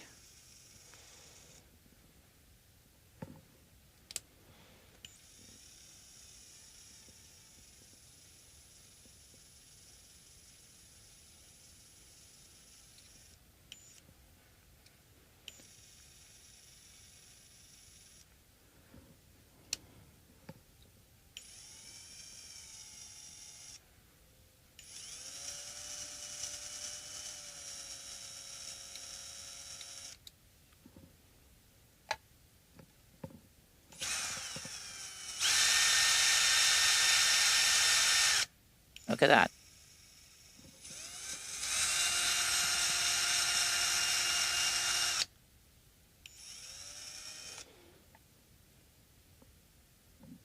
Huh? So do I get a thumbs up for this? Okay. Only 6 likes and 9 watching. Come on, guys. You don't see this every day.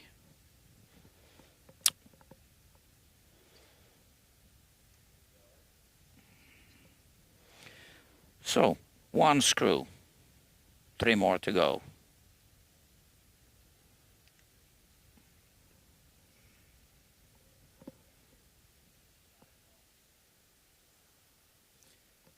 It's time for a drink.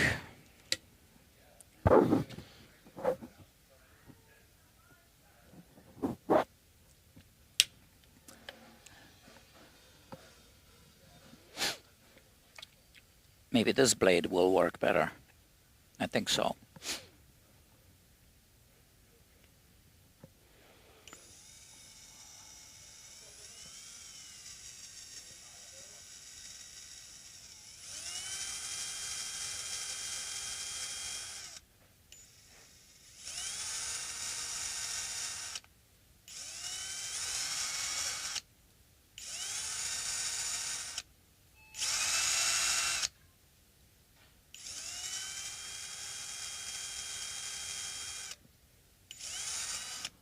Okay.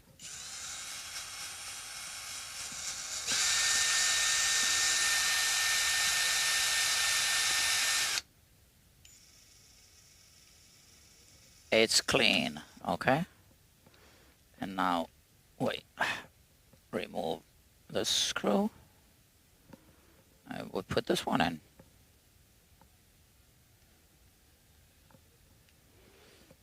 And you know what I should do right now? I should record an Instagram video of this. Yeah, man. That's what it's all about. Show business.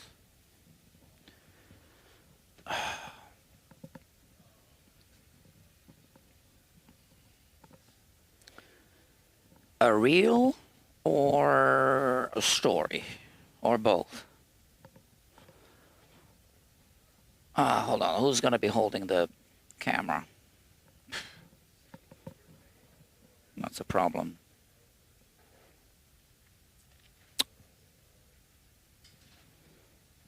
Maybe I'll get one of the kids to hold it.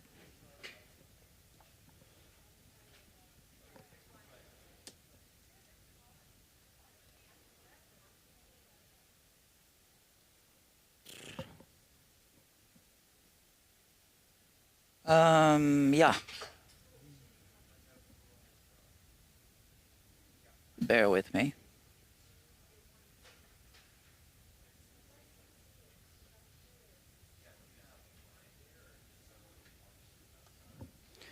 So this project took a life of its own, right?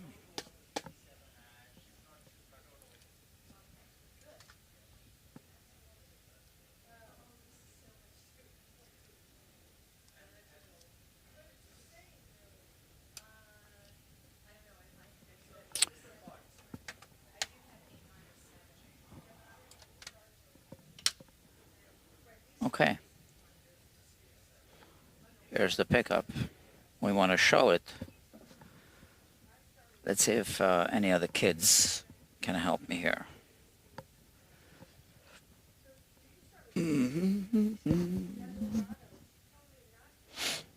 Bear with me.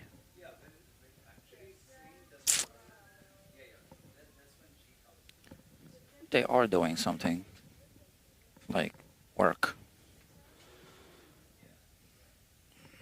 Okay.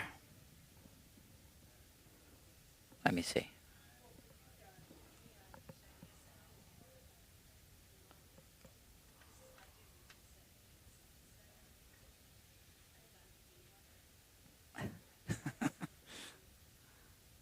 We gotta be resourceful.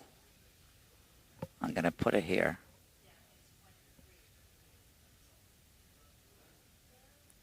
Oh yeah, but I can't move the microscope because then we don't have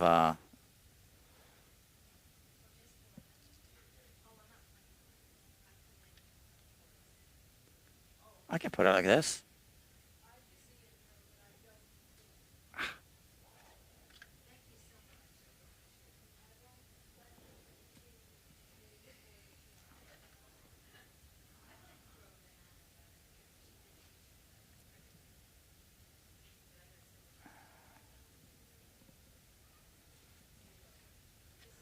I'm a solo creator.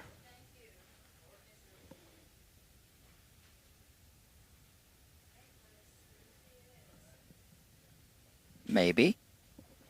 Let me see. I'll keep this camera on for you guys. But here, I put this on the screen, so you won't be seeing the close-up now. This is just for the other audience. The audience that did not bother tuning into this program.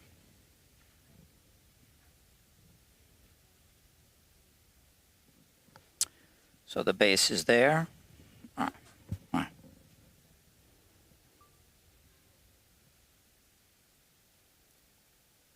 Hey kids, something interesting is happening at Guitar Quackery, right here. Guitar Quackery, smallest guitar repair shop in New York City. Fixing this Hi-Flyer bass. Look at this. No pickup, right? The pickup is right here. I had to dissect it completely. But these screws that go here, pulpy screws, are, kind of like this. So they have a whole bunch of dried up glue on them. So how do I clean them? This is a clean screw Well, if you didn't tune into this live stream that's happening as we speak, then you missed a good show. So here is my improvised lathe. So this is my drill, microscope, and check this out. We see the close-up right here on the monitor. So I'll be doing this and something else. So let me place the camera here, which is my phone, so that you can see this on the screen, what is happening. And I will take this blade right here, and this is how we're going to clean it. This is how I've been cleaning them.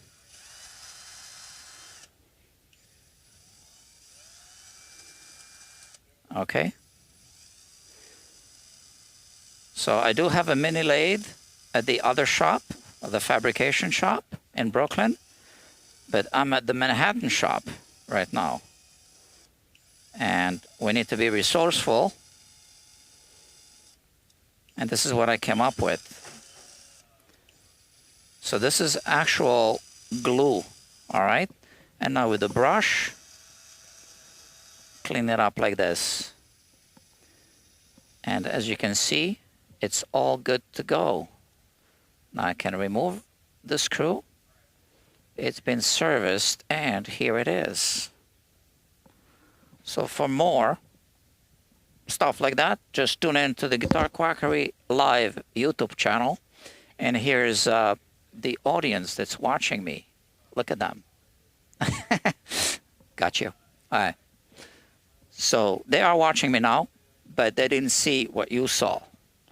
But they will see it when they check this reel that I'm recording now on the Guitar Quackery Instagram account. Okay? All right, kids, I got to go back to work now.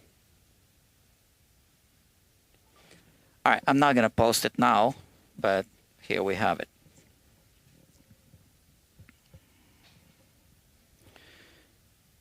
Let me make sure it recorded.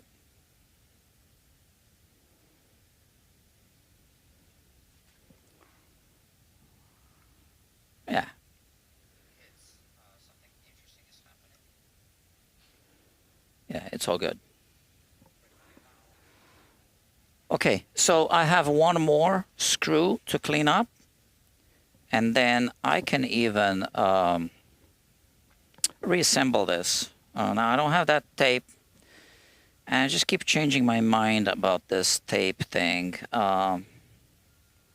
I mean, yeah, I have, you know, what is the official tape for, you know, pickups. But maybe I can just cut this tape as well. I have different types of tape here. Let's see. All right. We got one more to do. And then that gives me time to think. So let me think while we're doing this.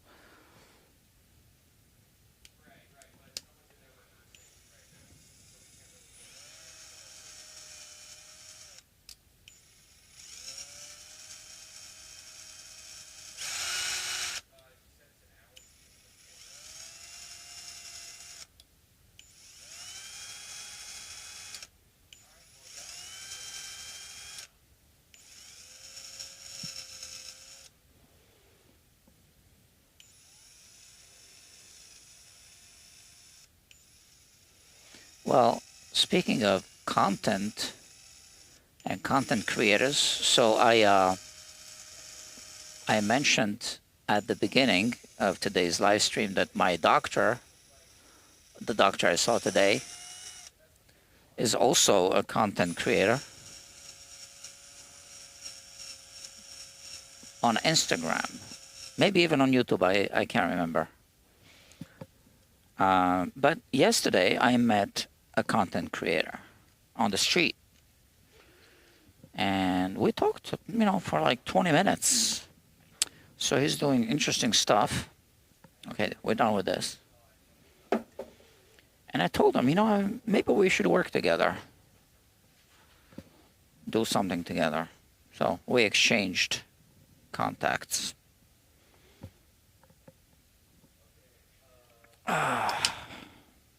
Contact lenses.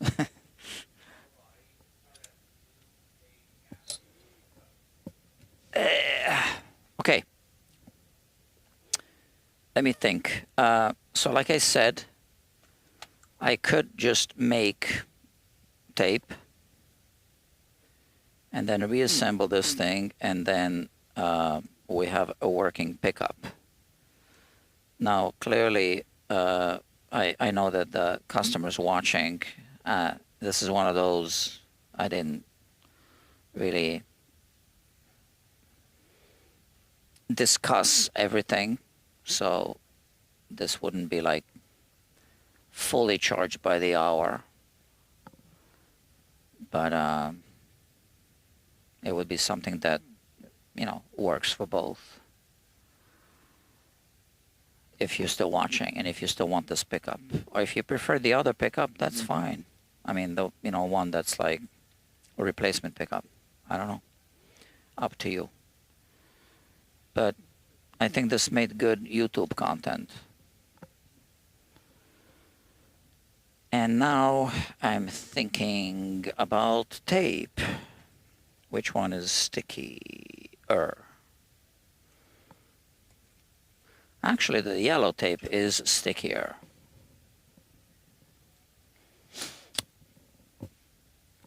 And I could just make some tape, some pickup tape. Yeah, let's do that. This way we can finish it now.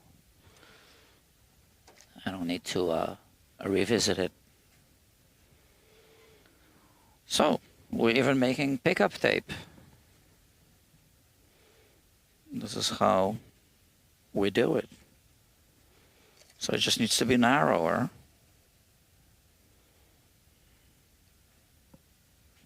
I mean, what? Like that, I guess.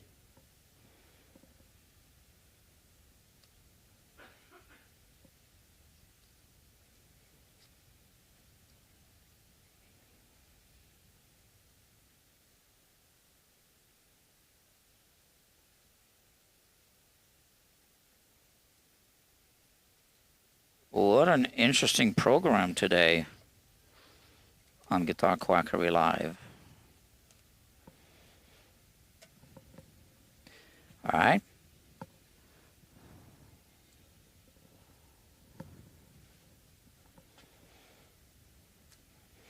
So the name of the show today is Make It Happen. Okay, we're making it happen.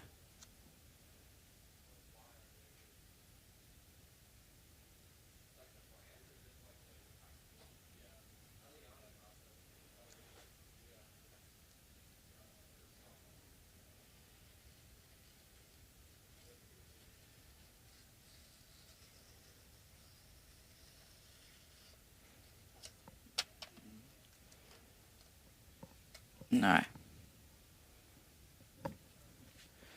We only need 2, but I'm going to cut 2 more. How about on this side? Because we do have a perfectly straight line here. I do want to take advantage of that.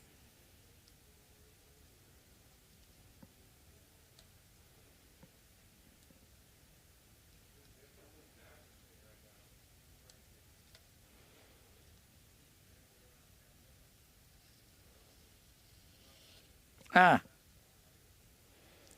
Okay.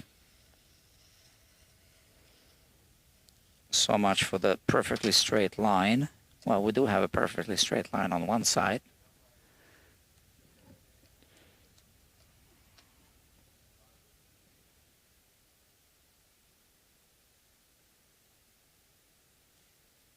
You know, I've been thinking about making pickups, but I think it's not easy to break into that market.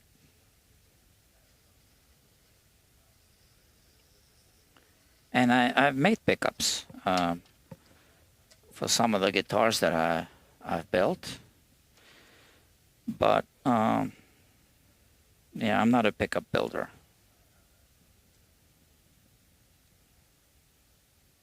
Like Dylan Talkstone on YouTube. Smart guy, right? I don't know. You probably know the channel, right?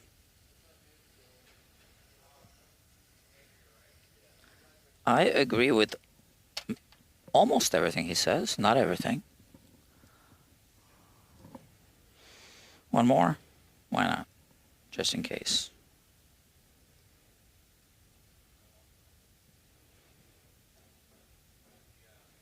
So pickup tape is the same, just black.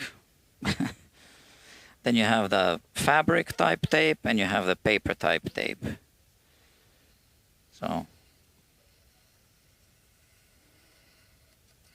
if it's the paper, it's the same as this, more or less. Okay, we got plenty of tape now we can use. And now we can reassemble this pickup. And like I said, make it happen. Why don't we make it happen?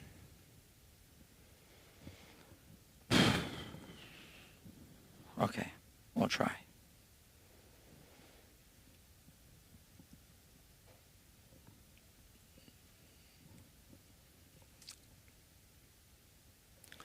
Let me rearrange this a little bit, because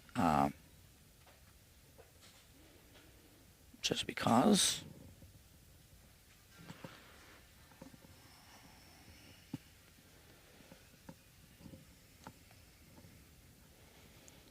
I'll explain why. So we have this sticky tape, and this is carpet, right? And, you know, sticky tape doesn't like carpets. So I'm going to put this here.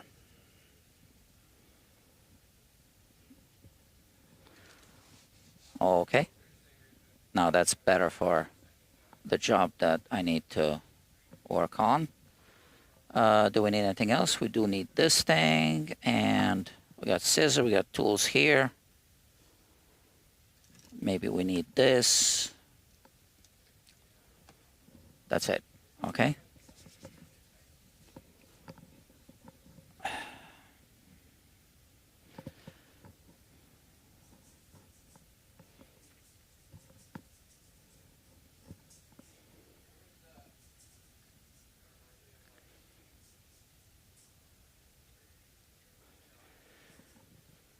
Okay, let's do this.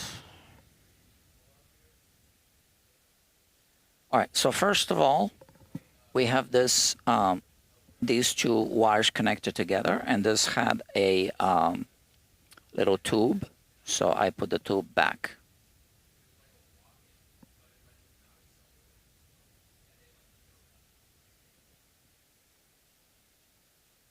This side. There you go, okay. So that's good. And now we have this coil, this bobbin, which is loose.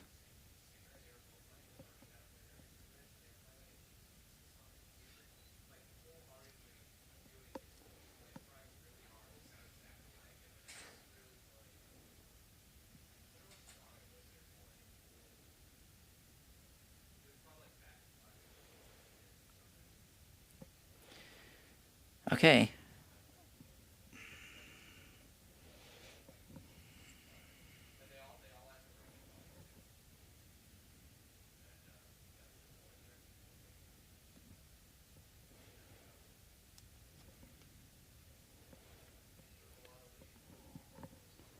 So we want to cover this first with tape.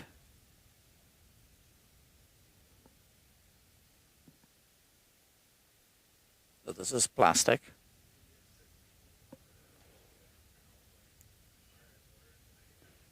And I want to put this here.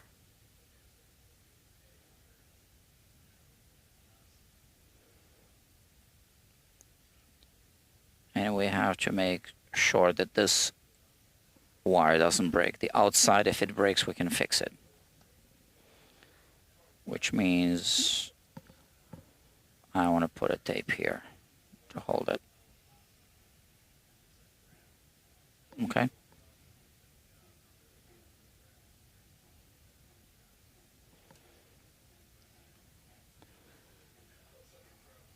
on the other side, we have the white wire. So there's already a tape here so that the exposed wire doesn't touch the coil. Just refocusing the camera here. And I think at this point, I can take a long tape and start wrapping it around.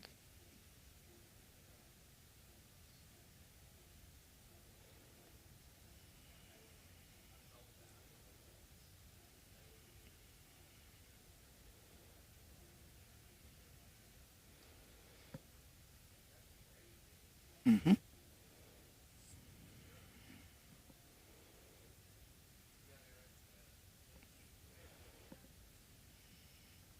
So once we have one full wrap around the bobbin, we'll be in the safe zone.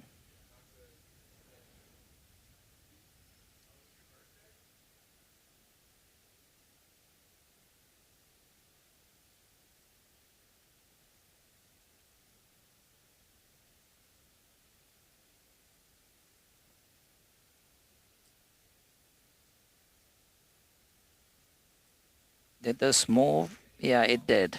Damn it.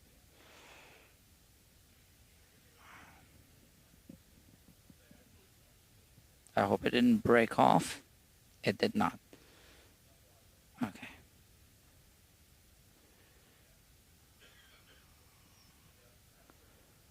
Okay.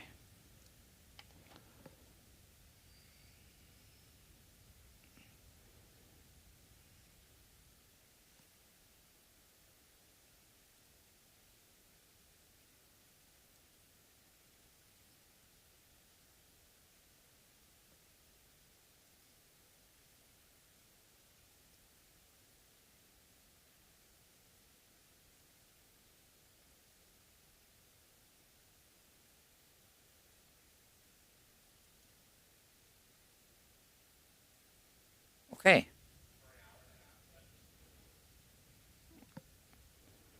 And I like that it ends, and that this ends on the inside here, so it won't be unwrapping. And now at this point, we do want to make sure that that we didn't break off a wire. So I'm going to test it.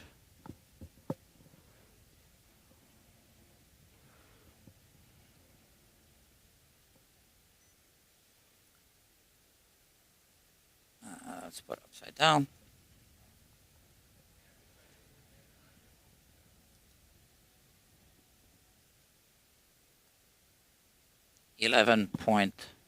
What?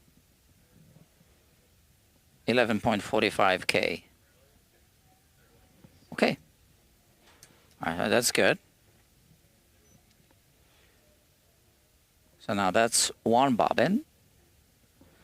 And now we need to deal with the other bobbin, but we need to put this one here so that we can wrap it around here. And remove this tape.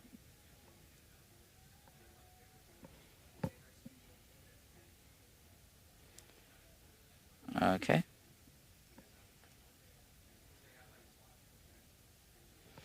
Now I'll leave this tape here.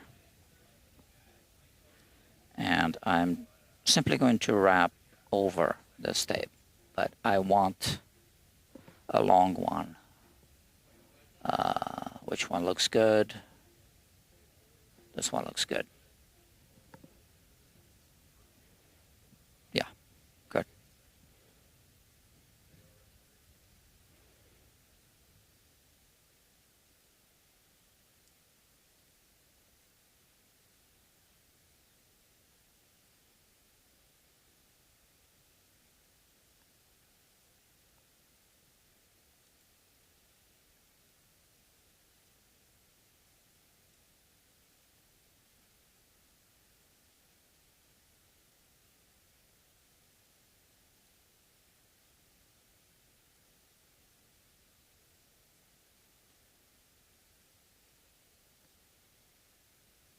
Okay, so we weren't lucky on this one. So the tape is ending here instead of on the inside, but it's fine. And now we can tuck in this white wire between the two bobbins. Put the two bobbins together.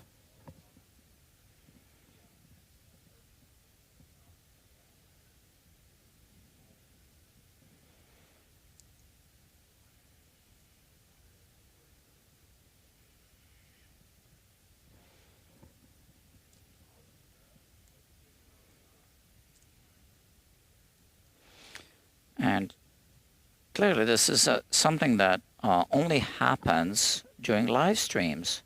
I would never even consider turning on a recording feature here, to edit a video of this. That wouldn't happen for the main channel.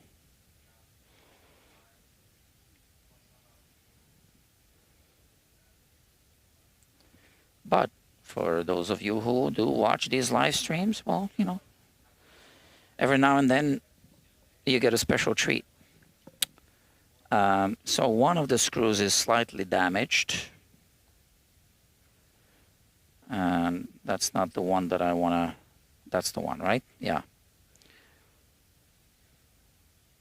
So let's put this one first.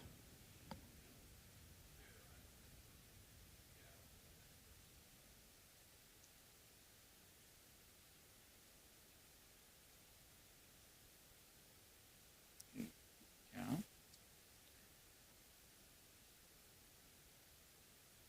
We can tighten them later.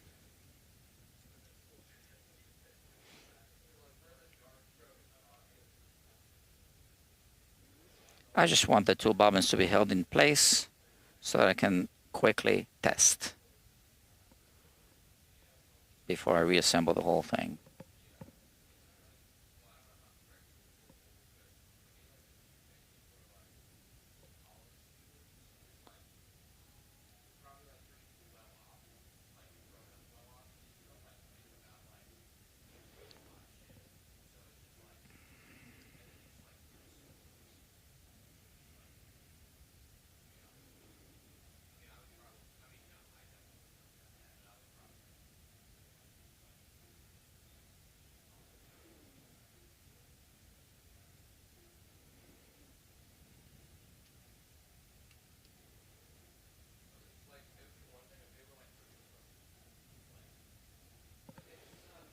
They don't even fit exactly.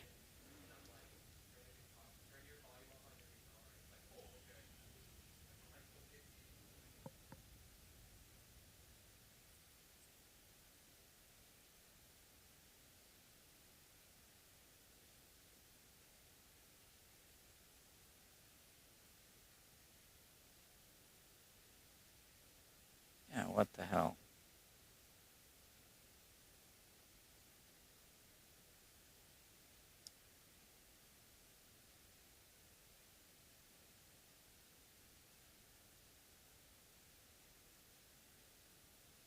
That's better. Okay.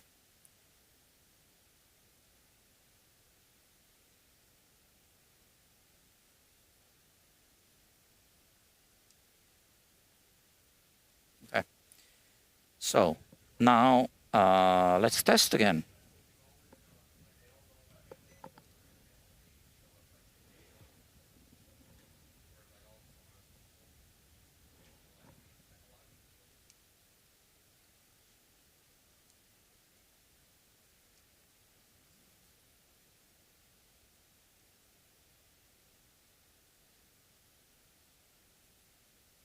$11.53. Yeah. Every time a little different. $11.54. Well, whatever. But this is a functioning pickup now.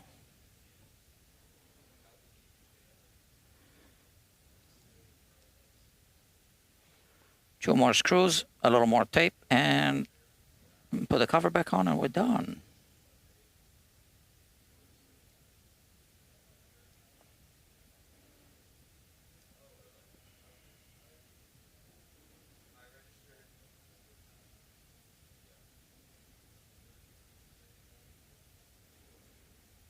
Okay, that's that. Now we have a cover, but we want to put more tape first. So, yeah, tape.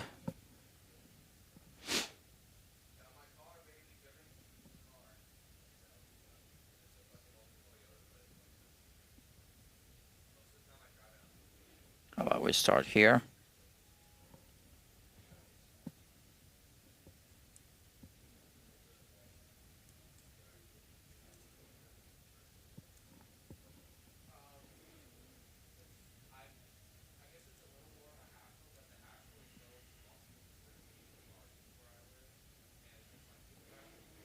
And I'll put more tape.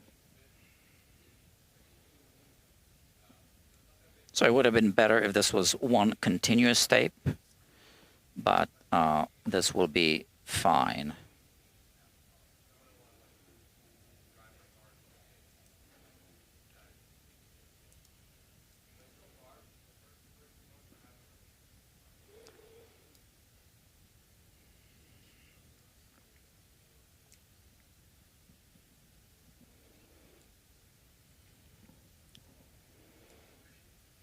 Mm-hmm.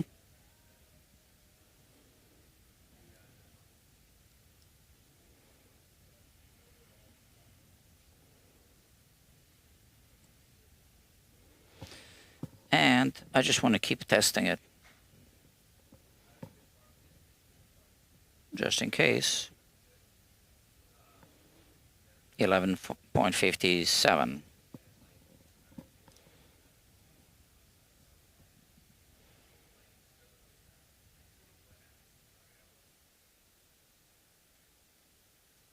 So which way did it finish?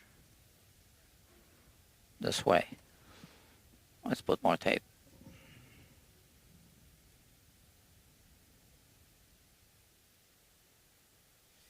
I don't know, something tells me it's a good idea to just put a little more tape.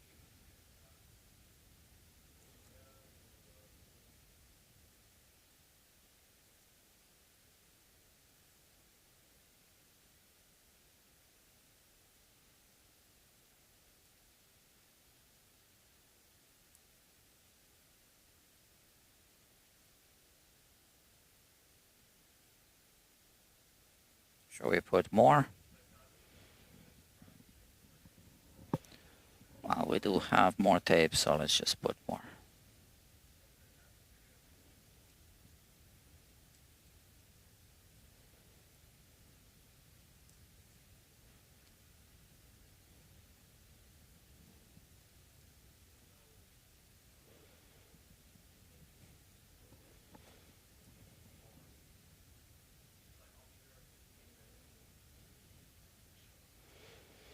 So yeah, we made it happen.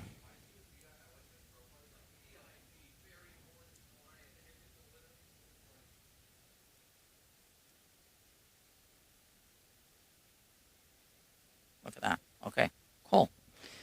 And now we have the pickup cover with this. This goes here.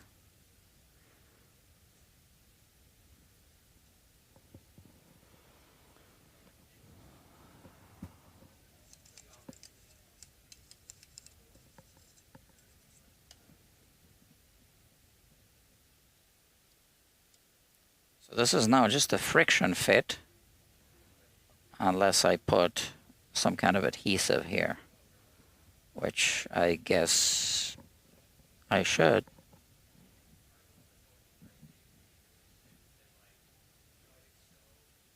Let me see. Yeah, I should put something.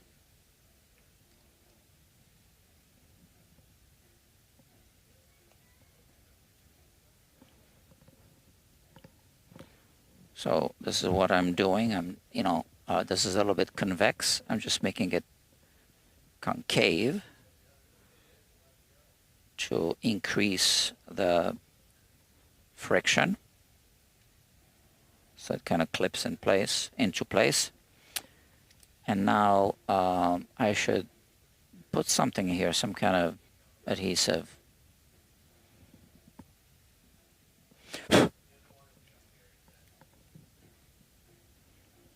Let's adjust this height. That's okay. What should I use?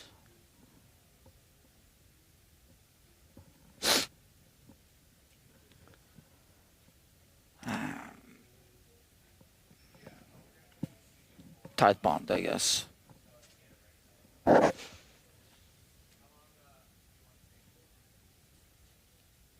What do I have? What are my options here?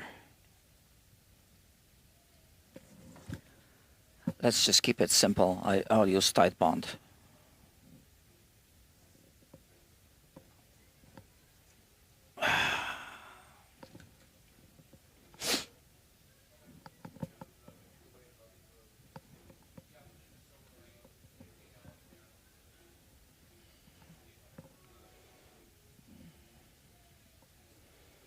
So normally for a glue joint, you want to clean up to get a really solid glue joint. But here I'm thinking of any future repairs. So I kind of want to have a weak glue joint.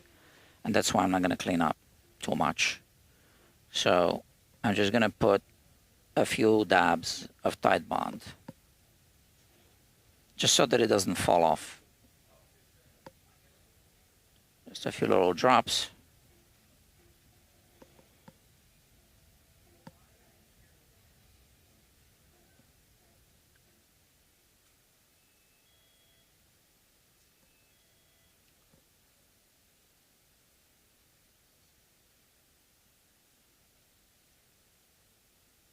Because I definitely want to make it possible for someone to service the pickup in the future. Right? And that's it. So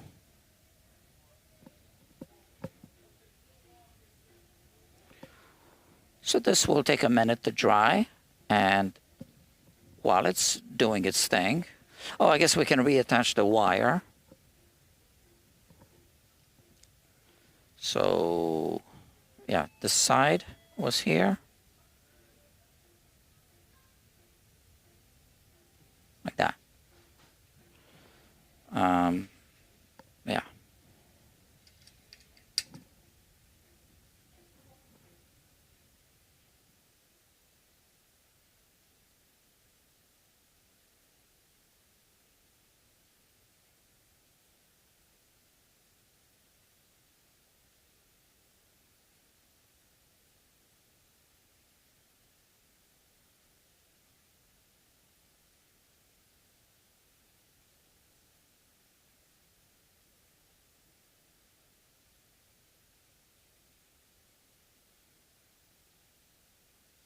Okay.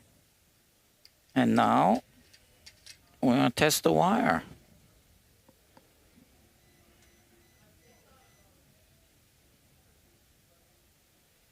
$11.59K.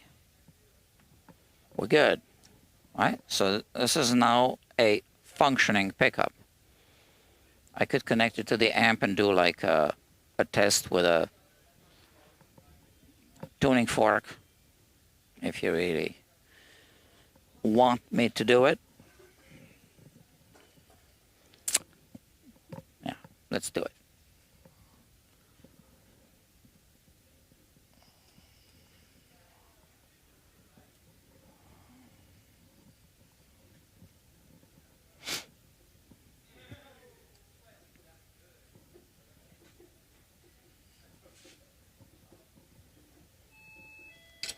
And we still need to finish the wiring repair on the base, reassemble it, and finish the job.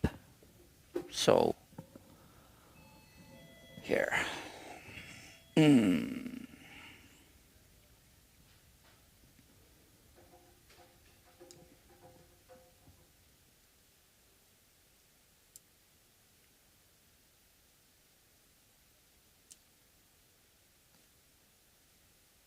And I need to put this microphone there because you won't hear otherwise. So put this mic over there. Just give me a moment. So connect the pickup. to the amp. So now it's connected to the amp through these two jumper wires and through this. And I have a tuning fork here. We could even do this. Why not? Looks better on camera.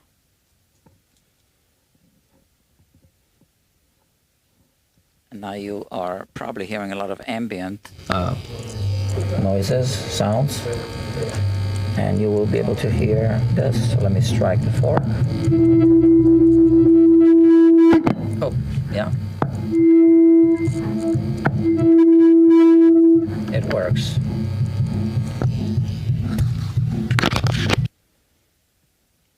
The pickup has been repaired. That's what it took.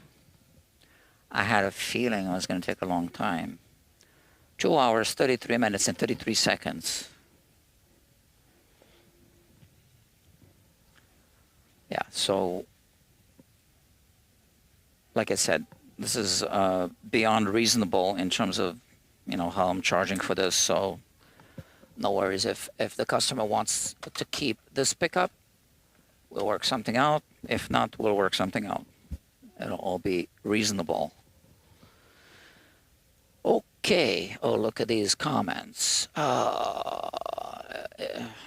Dr. Dan Cruz says it's nice to save the pickup if possible. In my opinion, consider it a gift to the guitar universe. Rock on. Yeah. And Dr. Stefan from Norway says, yeah, was just thinking ever so slightly to get the magnet out, but it worked itself out. Saved. Button. Smash the button. Okay, yeah. I didn't get 9 likes. Did I? 7 likes. Dr. Scott. Scott.9. Nice content. Do you think that glue was shellac that was old? No, I don't think so. Or maybe, no, I don't think so. Do you need to put tape on the white wires between the bobbins? I didn't put tape. I put that little tube, shrink tubing. Do you think a wax dipping would be good after the repair? No, I don't think so, because that would change the pickup. Yeah, it would change the characteristics of this pickup. And we all know it's all about tone, right? How will it affect the tone? Oh, you put yellow tape. How will that affect the tone? I get these questions all the time.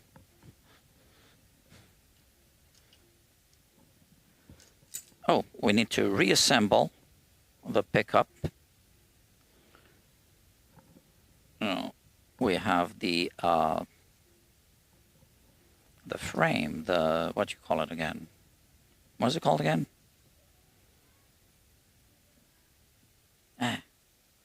Not the frame. It's called, well, it's at the tip of my tongue now. I don't know. You know what it's called.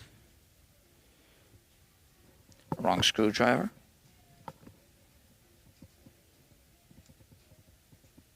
Ring, pickup ring. It should be called frame.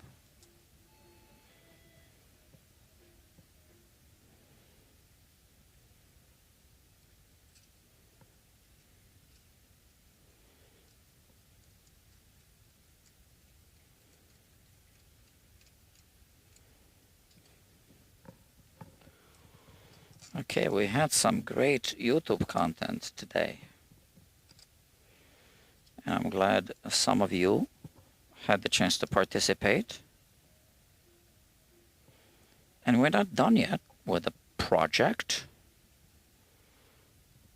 because we need to put it all back together again. Humpty Dumpty.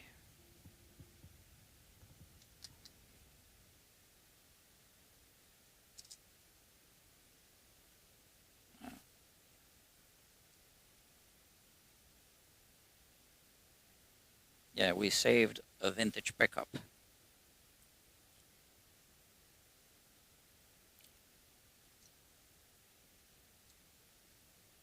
I mean, the customer still might just want to put new pickups.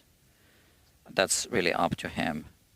I'm happy that we had this great experience for whatever it's worth. It's worth something.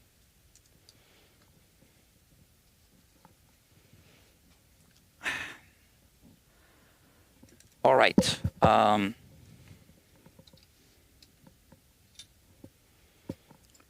Do I need the vise for anything? I don't think so. Sorry, I lost something. You should check out Stefan, Dr. Stefan Skogan. He's got an Instagram account. And yeah, you can put your own link here if you want. And then, yeah, he's like building a workbench.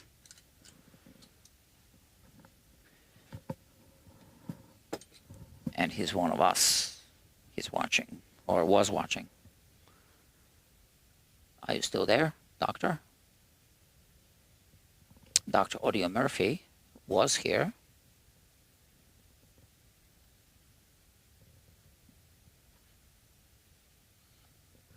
Back in the 80s, I had UNIVOX Les Paul copy lawsuit. It had a broken headstock volute. I think you misspelled this one. Yeah.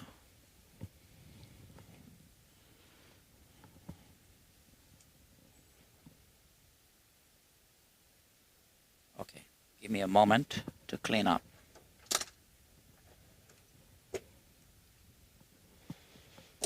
So I might be needing some of these things, but I just want to clean up. I won't be needing this for sure. And now we put it all back together. And we wire a new switch and a new output jack.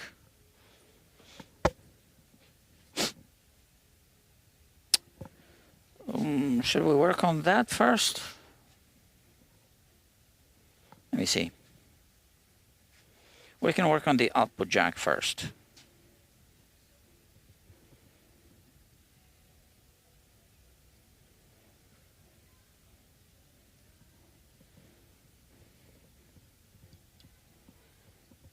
So I removed the old output jack, which was the cheapo brand output jack, and I installed the proper output jack brand, which is the only one that should be on any guitar right now. Well, it's not the only one.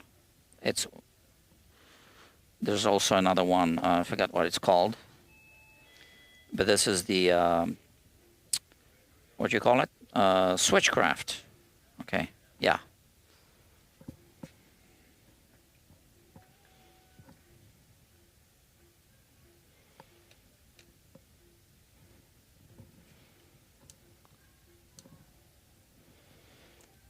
So here we have this, we have this.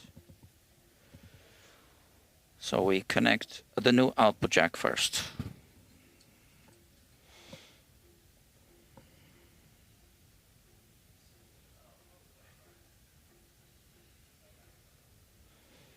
You want to warm up the workpiece, not the solder.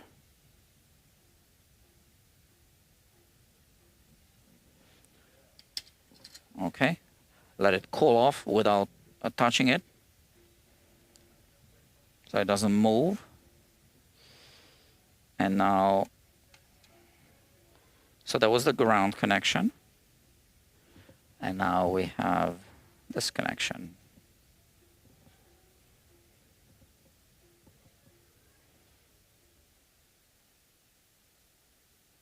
Signal.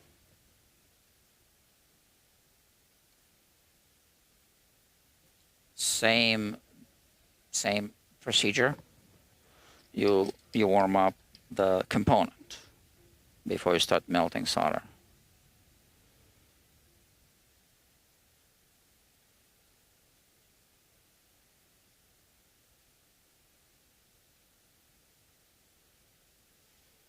And you don't touch it until it's completely solid, from liquid to solid. And now it's solid. Now we can touch it. Okay, on this side, we are going to have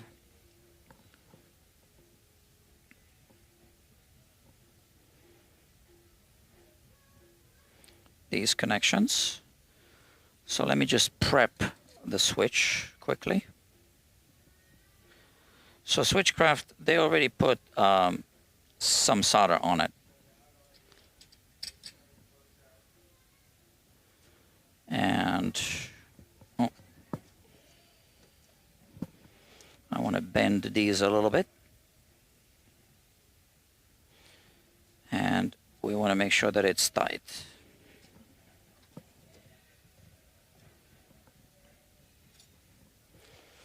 Let me think. Is it better to put it in this direction?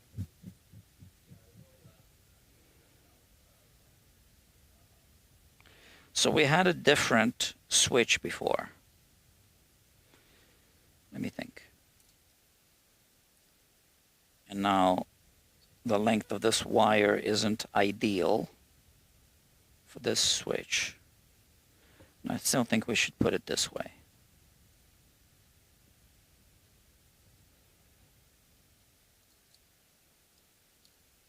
So the switch that I removed was the rinky-dink switch, which is this one, which you don't want to have on a guitar that's going to be played on stage for sure.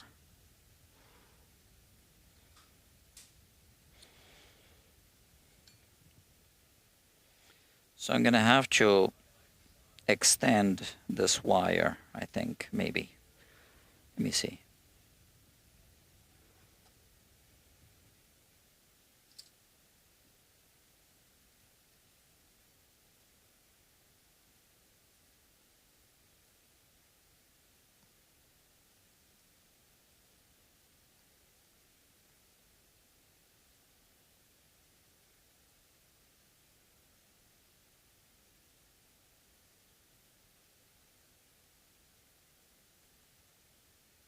Well, hold on.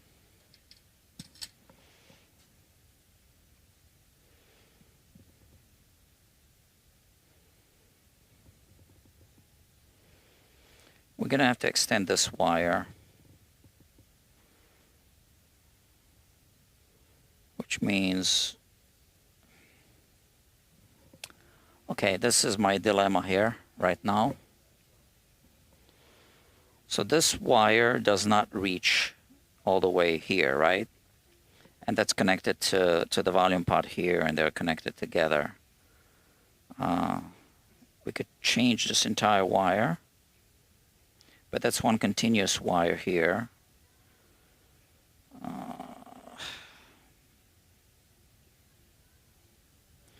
So I could do it this way. Let me clean up this thing.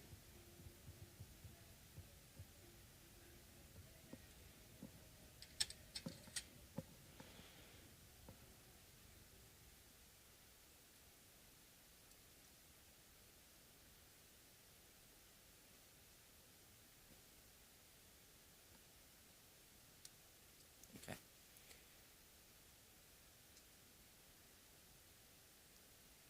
So I think what I want to do is this. I'm going to try to push it through, which means I got to cut it a little bit.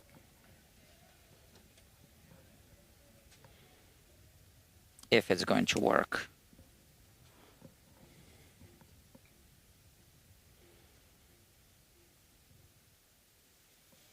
I'll try.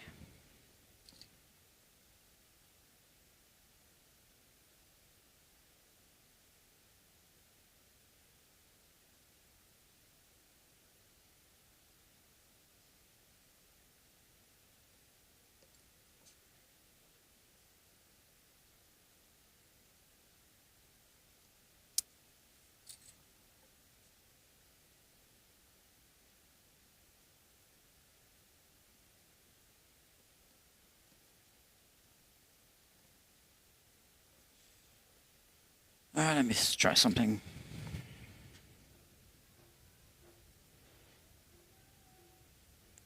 Just gonna build up a puddle.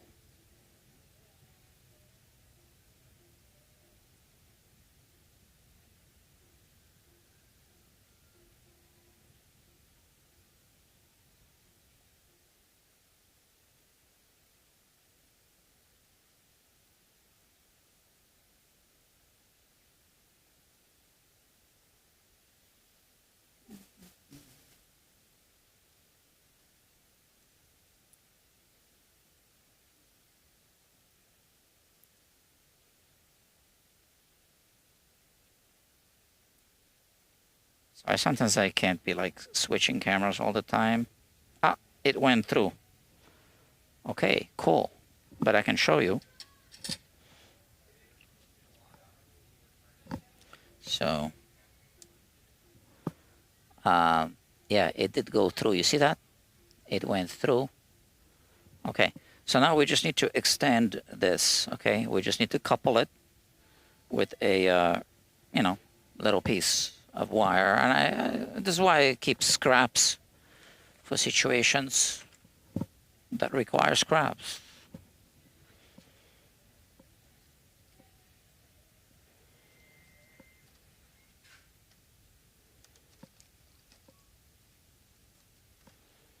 Yeah, perfect.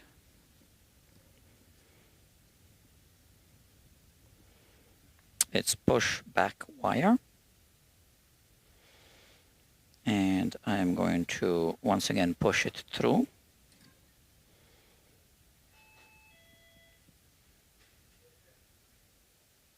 I already soldered these two together at some point. Okay, and let me show you a close-up. You see that, right? And now that's going to be coupled to this one. And we need to put a little bit of shrink tubing there. So let's just cut it here. Okay.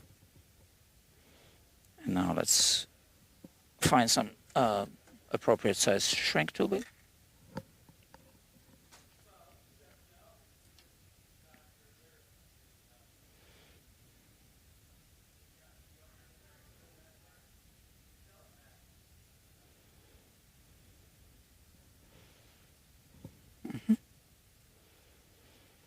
And this, we push back, it's a pushback wire, right?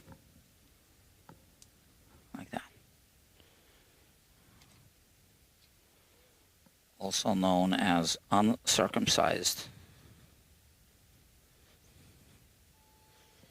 There you go.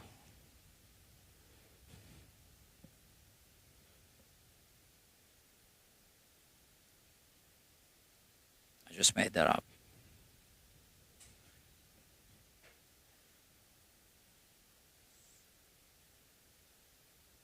So here is where we don't want this to move at all as we are soldering it together. And which means I'm gonna just put something here to make sure this doesn't move. Let me put something here. Okay, and the shrink tubing is close to this. This is gonna be hot. It's gonna start shrinking this. I already know that, but I'll try not to spend too much time heating up this thing.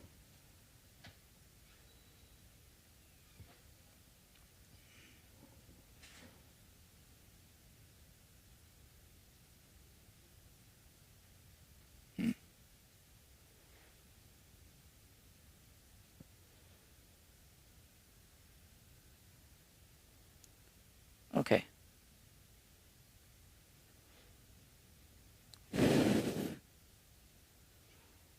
Let's see. Yeah, that's not gonna move. And you see, this started shrinking here, right? Like I predicted.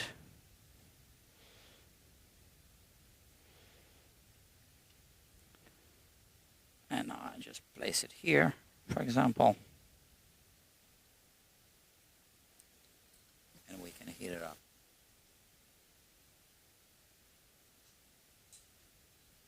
I do have a heat gun, but that's more work. And I dropped something here.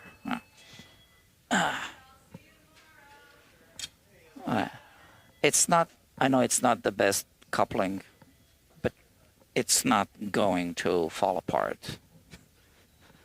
It'll sound the same. It's not going to affect the tone. So now, what's next? Well, we can put the pickup back and then connect both pickups to the switch. Simple.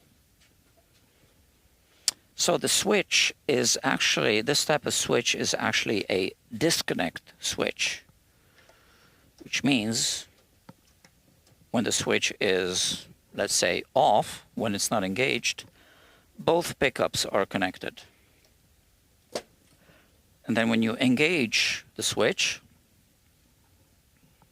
then you disconnect one of them, if that makes sense.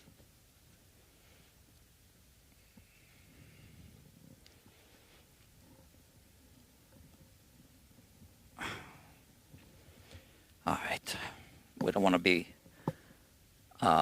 relicking it free of charge. Let's put the pickup back. So we have it mounted on the pickup ring. And this goes in this direction. What's here? It looked like a loose wire, but it isn't, just a reflection of the finish. Okay. So that's the smaller size Phillips.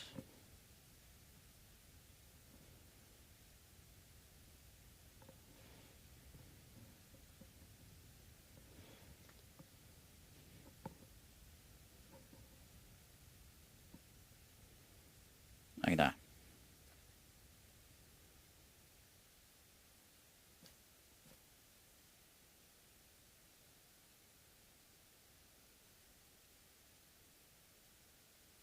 Nothing much to talk about here.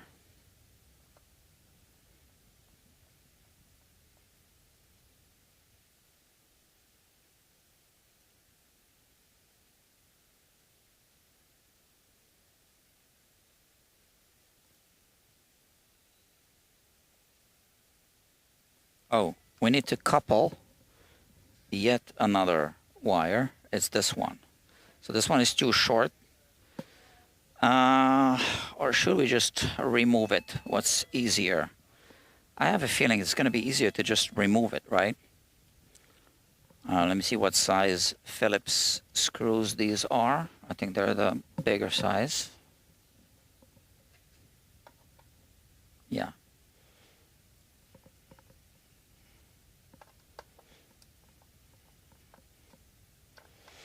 Now, if you tuned in to this playlist for the first time, you might be wondering what these are. These are extendos, and this is why, yeah, you need to watch the previous episode of the UNIVOX Hi-Flyer Bass overhaul, whatever it's called. It's on the same playlist. And it'll explain what these things are. I don't want to keep you in the dark. It's all explained on the channel.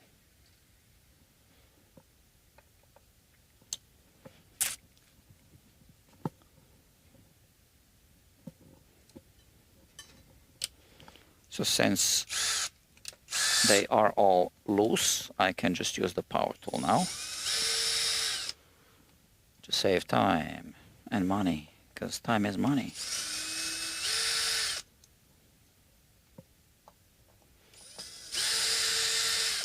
Although I am charging by the hour, I don't want customers calling me up and say, why didn't you use a power tool that you have? Yeah, you see, so that's the wire. So now, how easy will it be to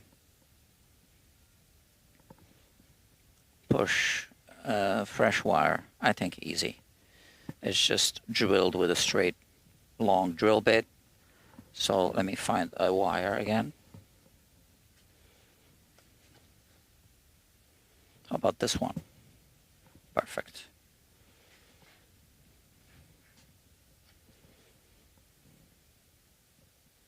I'm just going to pull it out.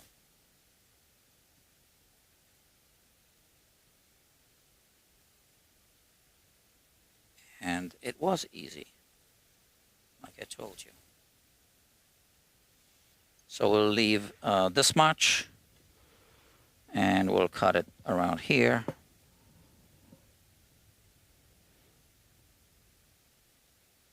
So this is a pushback wire, but we can't push back quite this much. So I'm going to just nibble away a little bit of it and remove it.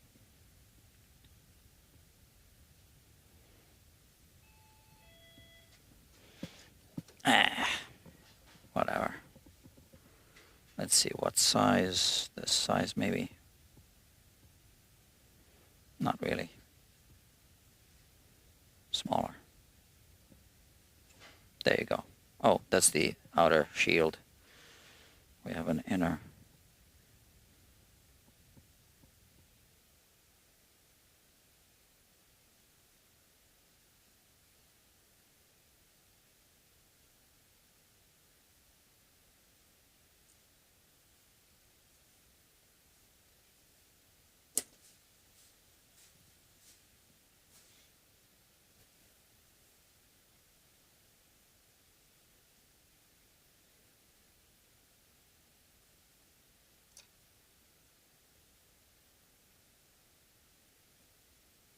And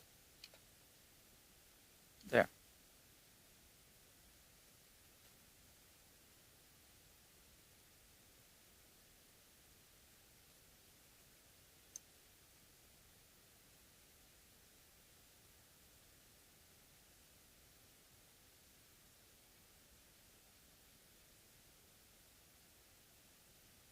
Stranded wire. And I did lose a couple of strands because wire strippers never really work 100%.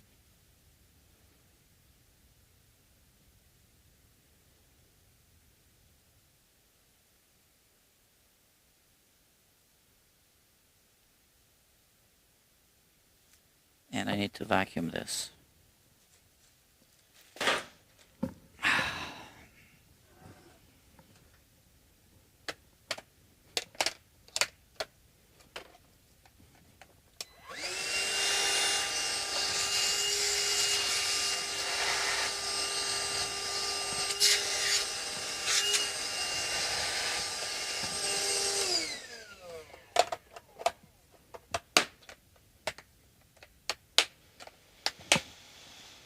Okay.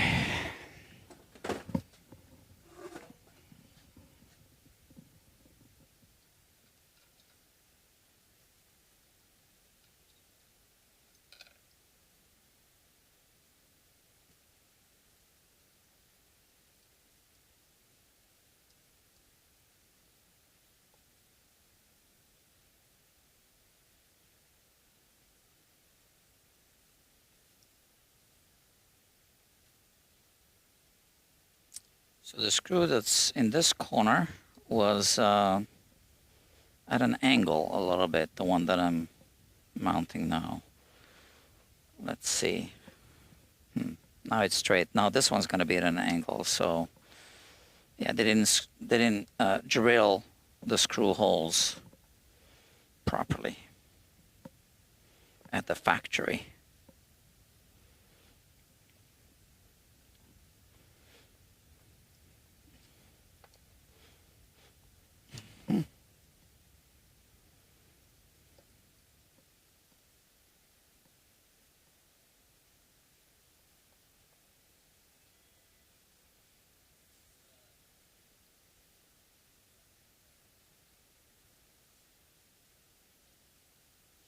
So I don't use the power tool to tighten the screws, just to remove,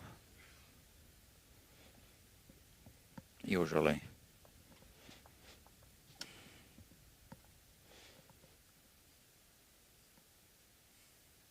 Oh, now it's better. It probably shifted a little bit, just enough. Okay.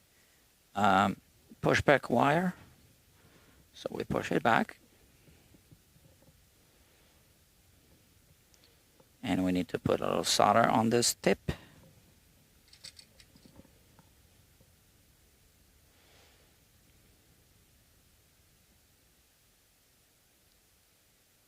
Okay.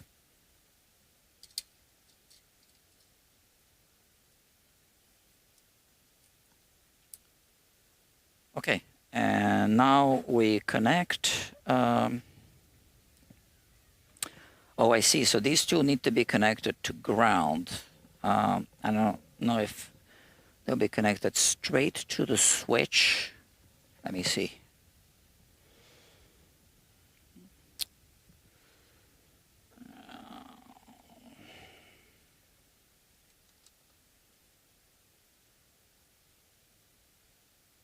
We could. All right. So like I said, this is disconnecting.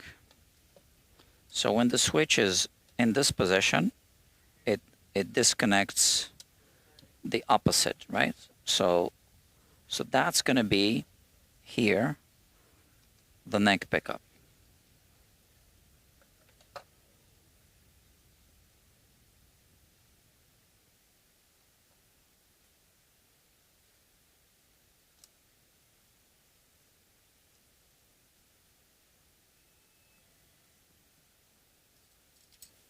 We already have solder there, so we just need to reflow it.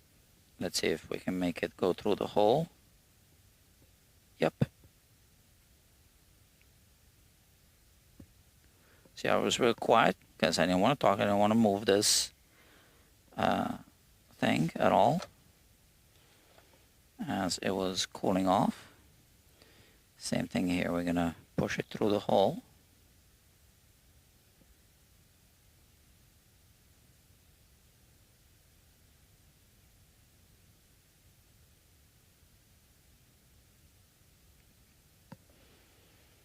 Okay. With stranded wires, especially when they're really fine ones, you got to make sure you don't have like a single strand.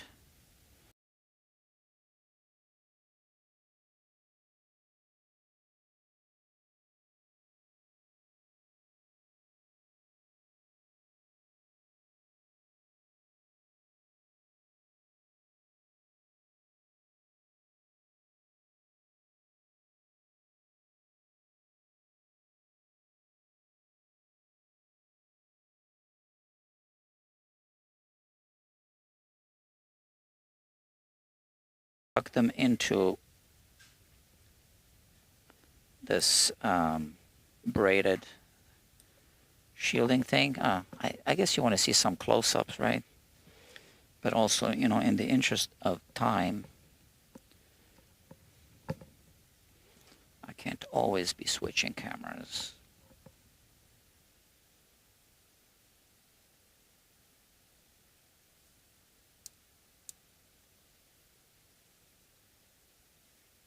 So this braided shielding, I can tuck it in here. Kind of mesh it together. And same thing with this.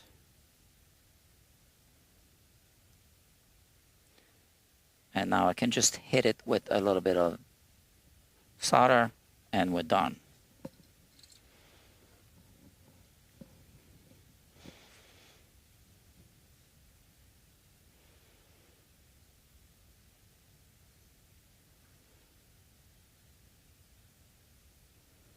We don't want to melt too much. This is a plastic insulation on the inside.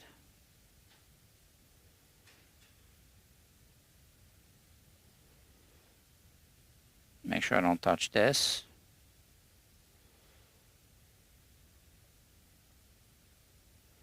I think we're good like that.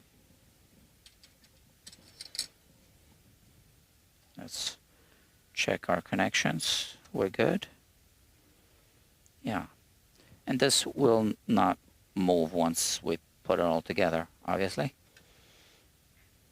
Oh, almost forgot. This one is going to be connected to this pot here. We already have solder there, so we just reflow it.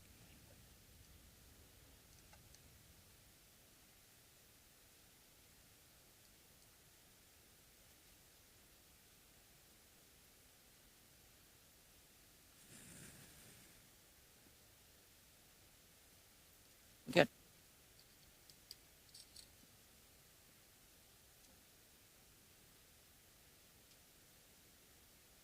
I'm confident it's going to work. That's why I unplugged it.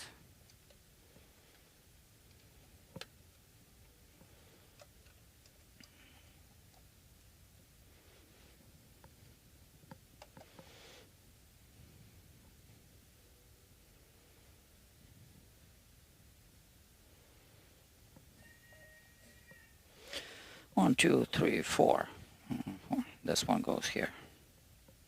Yeah, on a vintage instrument, sometimes it's a good idea to put the same screws back where they were. Because some screws might show a little more patina than other screws.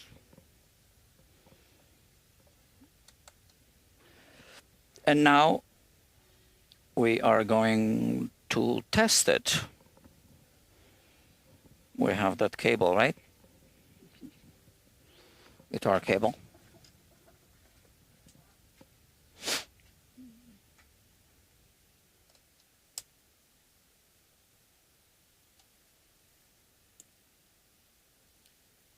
And once again, I need to bring the other microphone.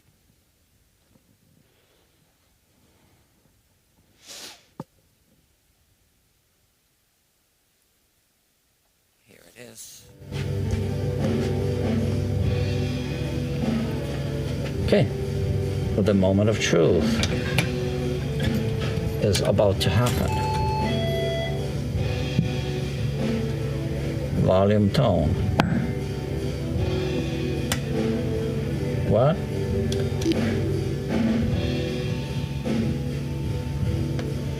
Hold on.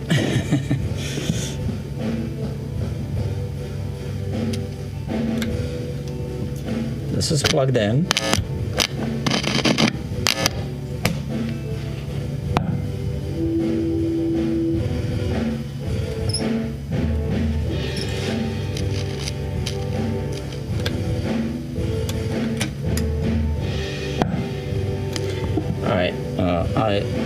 I jinxed it by unplugging this.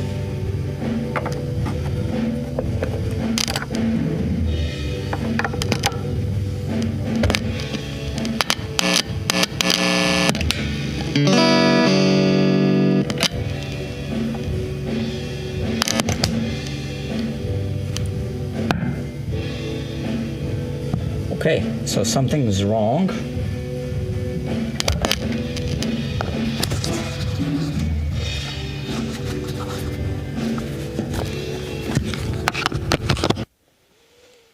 I can't believe it.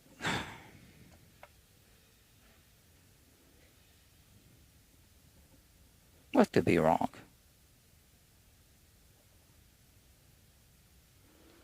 I know what could be wrong. I melted the wire. When I said that the plastic wire is going through, yeah, maybe that was a bad idea.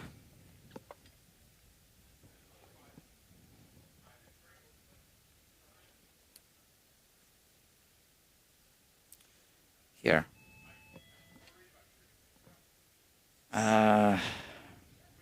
Probably, right?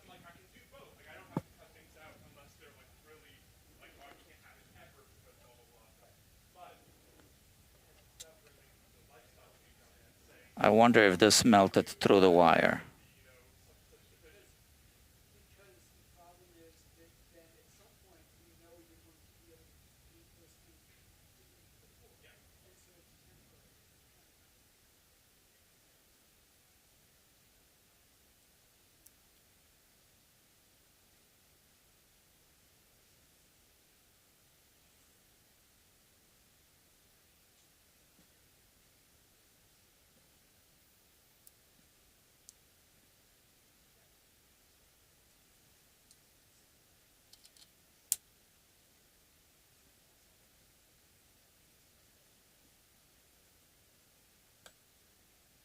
No.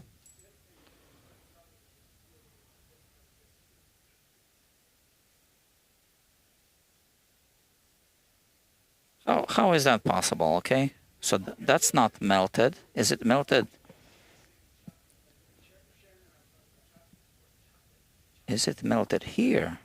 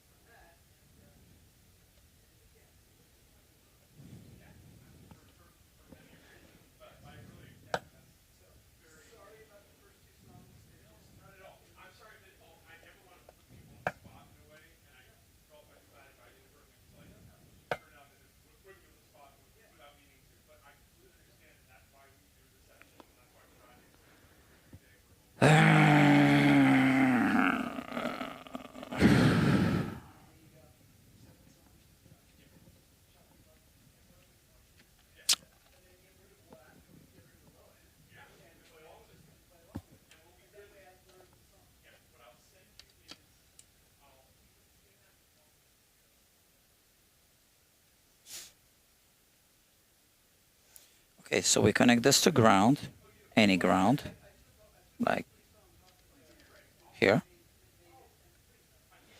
We connect this to the neck pickup. Okay.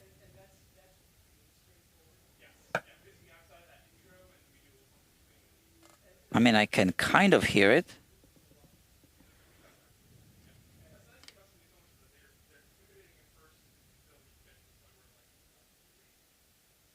What could be wrong here?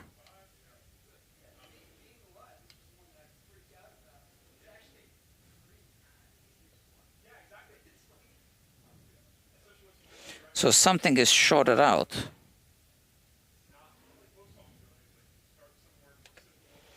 So let me see something, because initially when we got this bass, the neck pickup, neck pickup wasn't working. So let's remove it.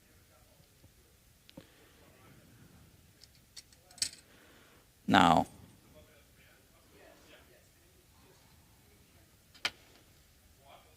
let's see.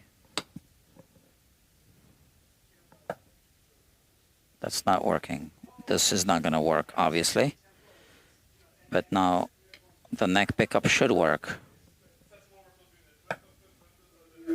Yeah, I can clearly hear it. So there's something in the circuit shorting out. I think I think there's like something happening in this area here with this wire.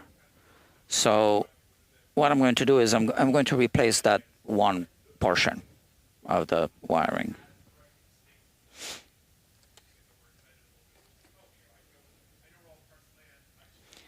And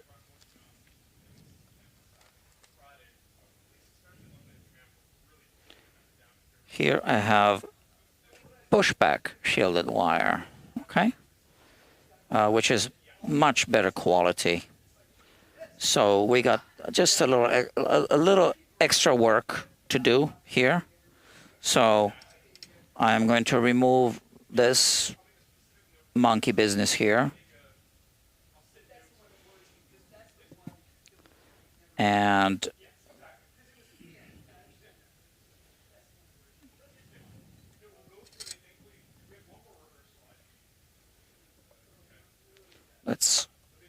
pull this out.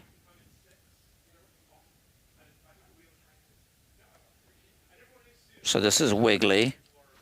We need to tighten this.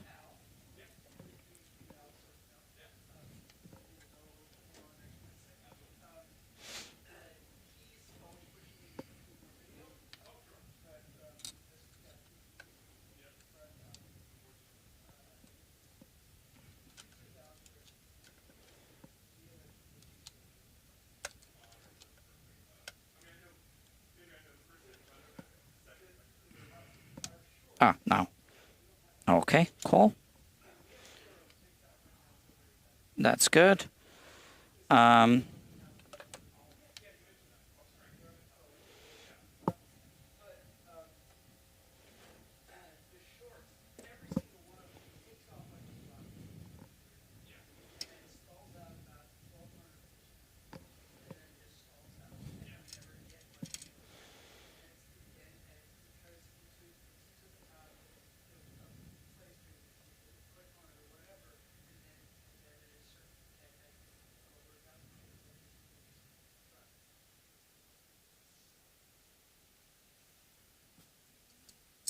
Okay.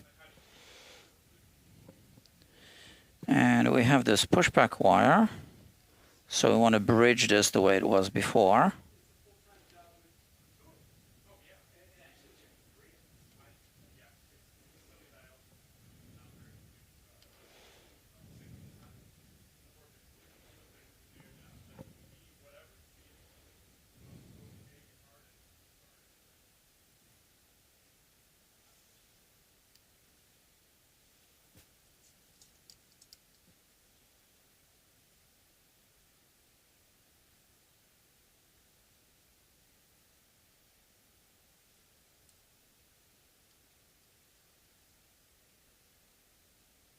Okay, so now I have a hole there.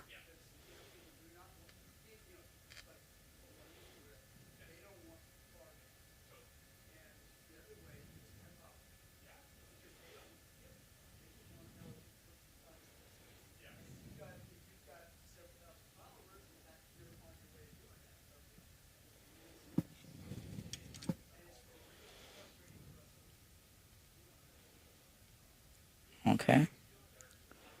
We have a hole here as well.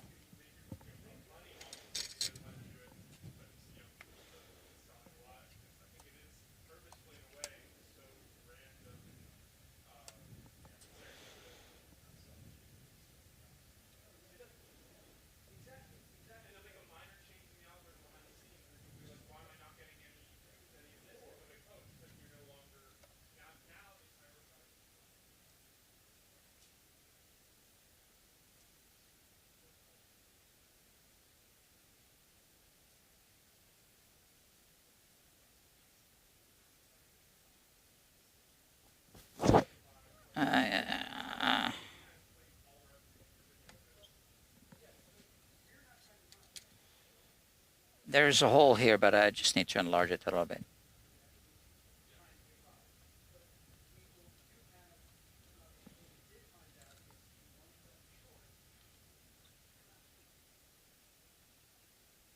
Yeah, that's better.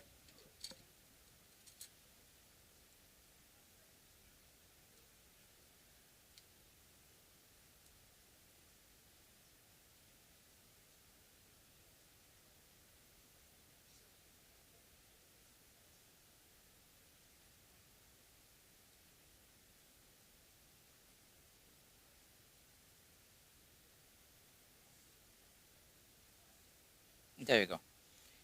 Okay, so here, just a little bit like this.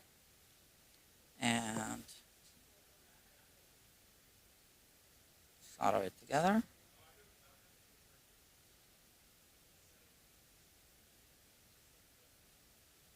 Okay. Not to be moved until it's completely solid, solidified.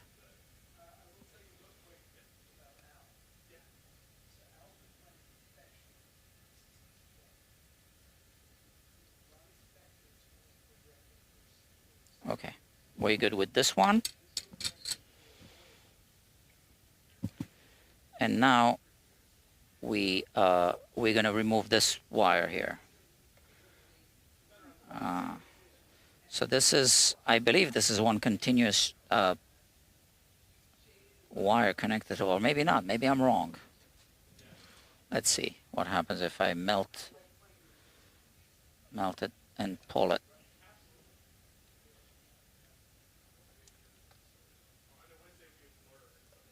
Oh, it wasn't. Okay. See, that was the only reason why I didn't replace this wire to begin with, because I thought it was one continuous wire going through. Okay. And now we have this. Okay, remove that.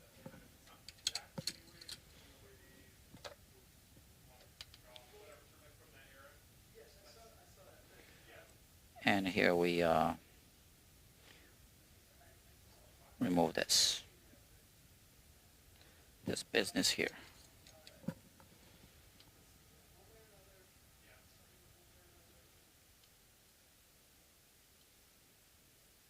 Okay.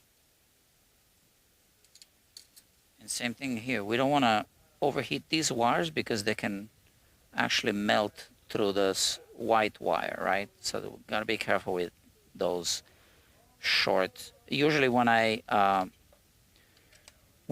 wire up something like this, I cut it longer so that it takes more time for heat to travel to here, and then I put a shrink tubing. Okay, that's how I like to do it. So this will be soldered to this, and on this one we don't need to worry about melting it because this isn't plastic. This is fabric.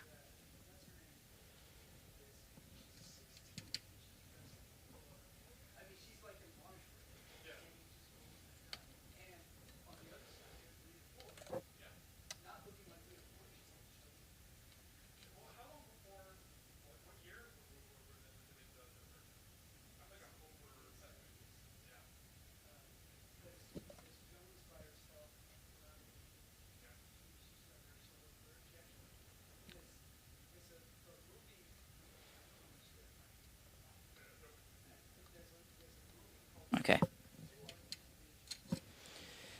Now, this is going to be connected to this, and then the wire is going to be connected to this, the inside, right? So we are going to have to shorten it properly, but we want to test the circuit before we do too much work, too much additional work now.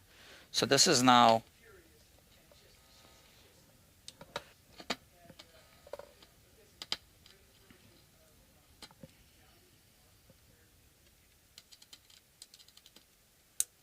connected like this.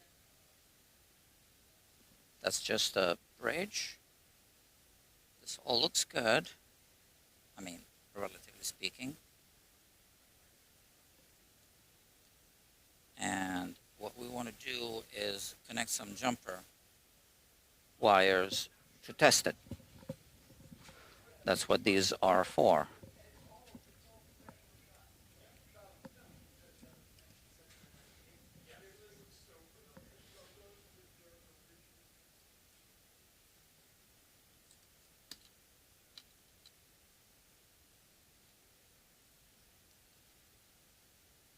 So let me connect this pickup back here to the switch.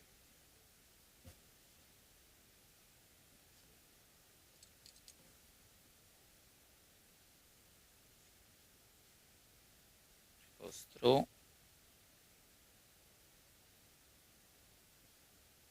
Right. I'm just gonna trust that this is okay. Da, da, da, da. Para.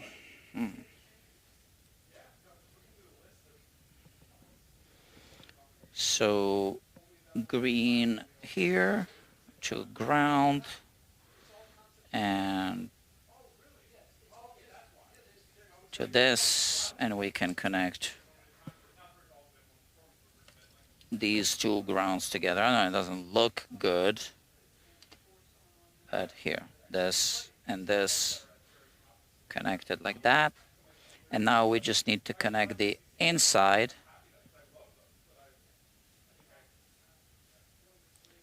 There could be a little bit of shorting out going on here, so I need to remove the outside wire, the shielding wire.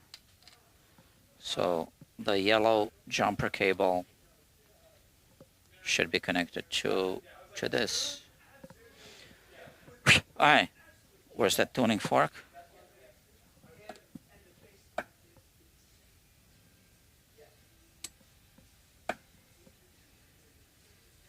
Amazing.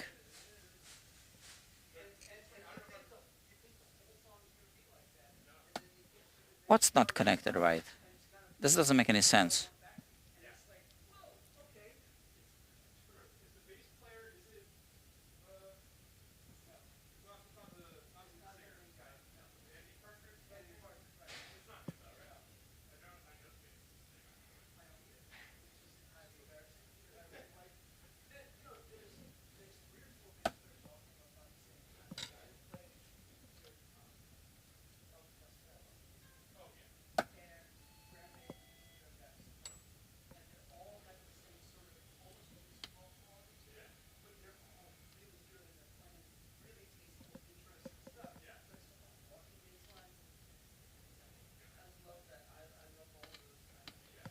Okay, something's not right.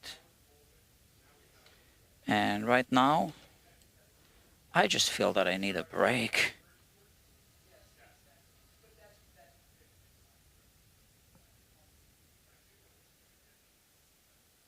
So, friends, I'm gonna take a break. I can't like function without a break. We've been streaming,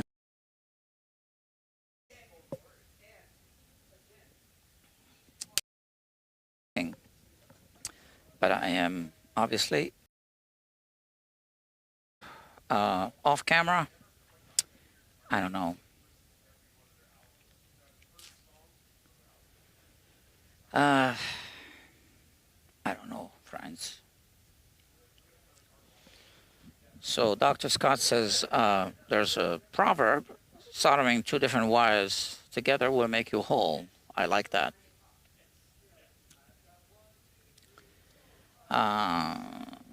And to clean.